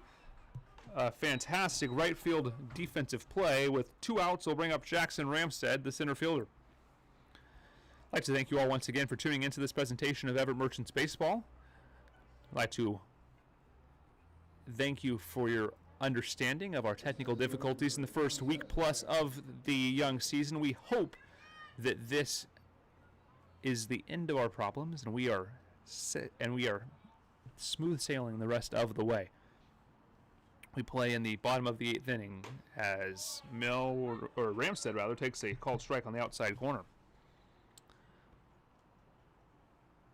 Mello on deck should he be needed. Fouled off into the screen on the third base side. 0-2 quickly the count. Merchants trail by 4.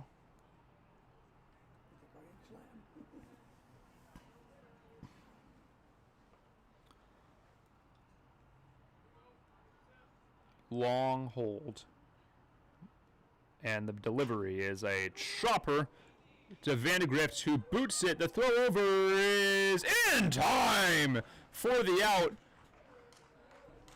Coach Mike McCulloch is going to argue his point, but a ground out for out number 3. Merchants go quietly as we head to the 9th inning.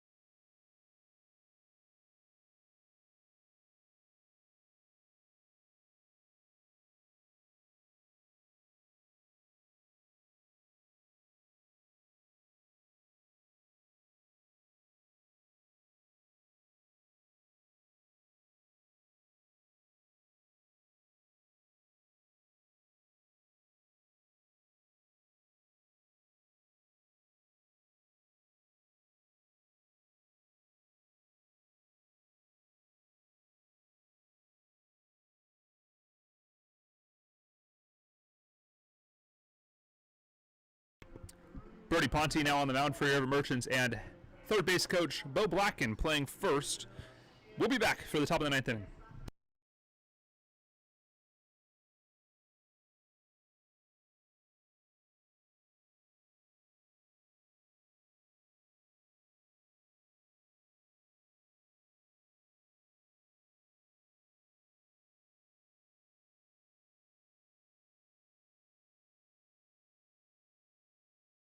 Welcome back. Ponte on the bump for Everett in his pitching debut. First pitch, he sees a ground ball to Max Nealon. Throw across in plenty of time for out number 1. Bo Blacken getting his first put out of the game. The new first baseman. Leadoff man Devin Carter up next. 0 for 4, or 1 for 4 rather, with a double and a run scored. He's the leadoff man. Merchants will send 9-1 and 2 to the plate in the bottom of the 9th inning, and a called strike number 1 on the outside corner.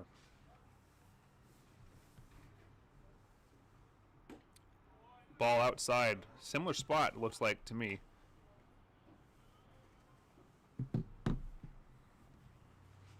Coming home, the 1-1 is fouled off, out of play on the first base side. 1-2 the count. Play in the top of the 9th inning. Ball low, 2-2.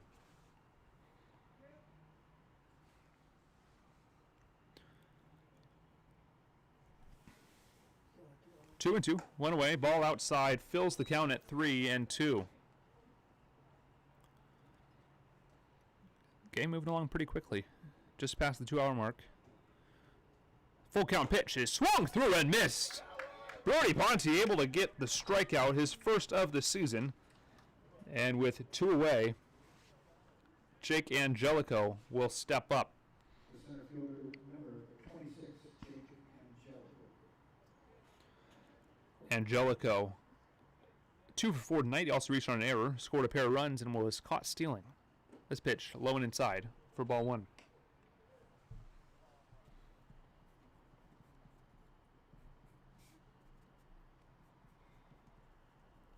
The 0-1 pitch is hit well down the right field line, but it'll get foul. Evening the count at 1-1.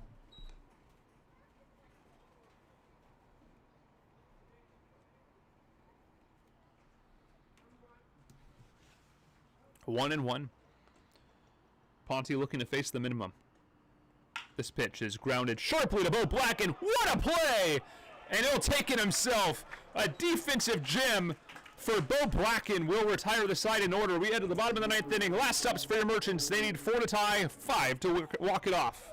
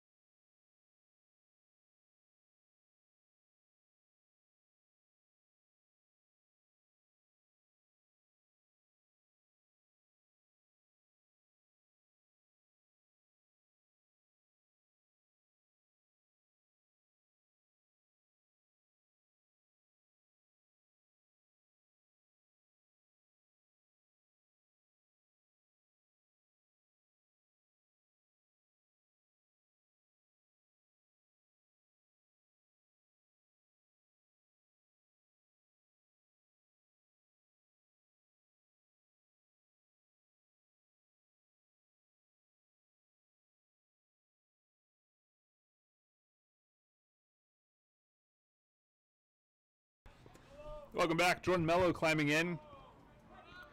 1 for 3 tonight. Also reached on an error.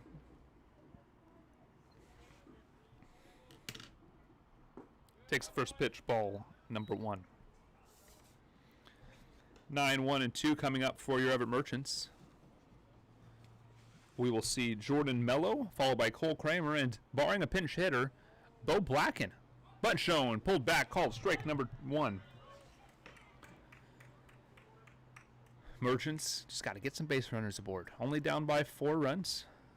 This team has been able to put runs on the board in bunches when they've wanted to. Let's see if they can get it done here. Slow chopper, could be some trouble, right to the pitcher. The throw over is in time, nearly pulling him off the bag, but Manelski throw over able to be picked by Smith. Cole Kramer now. He's 3 for 4, also reached on a walk and has scored a run. Big spot for the Merchants, looking to avoid their second league loss. Would love to head up to Alaska on a winning streak. This ball grounded sharply to Vandegrift. The throw over in time. Vandegrift to Smith for out number 2. And the Merchants are down to their final out, and third baseman Bo Blacken will climb in.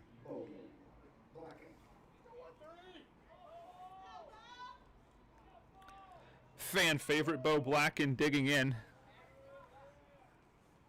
The dugout will love it if he gets another hit. Bo is 1 for 1 on the season. Picked up a hit down in a game against the Northwest Honkers. Takes the first pitch, called strike.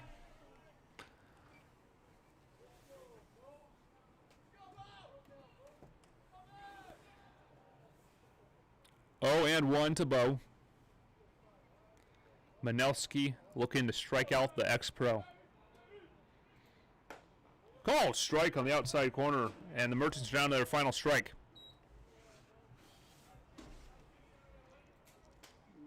Swim on deck. Would love to see him get another chance to swing the stick. 0-2. This pitch is inside. A great take by Bo Blacken.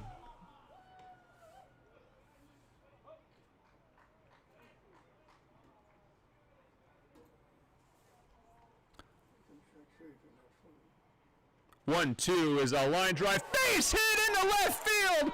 Bo Blacken is being sent to second base. And he's going to get there standing. Bo Blacken, 2 for 2 on the season. My goodness. And the rally starts here for the Merchants. My, oh my. Round of applause for Bo Blacken as Jackson Swim climbs up and a runner in scoring position. My, oh my. This pitch is a called strike on the knees. Goodness gracious, what a play. What a hit for Bo Blacken just over the glove of Lampinen at third base. The 0-1 is a high chopper. This could be trouble. Jackson Swim is going to just not barely beat it out. The throw over is in time, and that will end the ball game. Your Merchants fall to the Highline Bears by a score of 7-3. Your losing pitcher is Bryce Lindbergh. He threw 2 innings, gave up 5 runs on 5 hits and 2 walks. Winning pitcher is Thomas Blakeney, 6 innings pitched. He gave up 3 runs, 2 hits, or 2 walks and 6 hits. Merchants fall to 5-3, 5-2 in league play, and the Highline Bears improve to 3-2 all games in league play.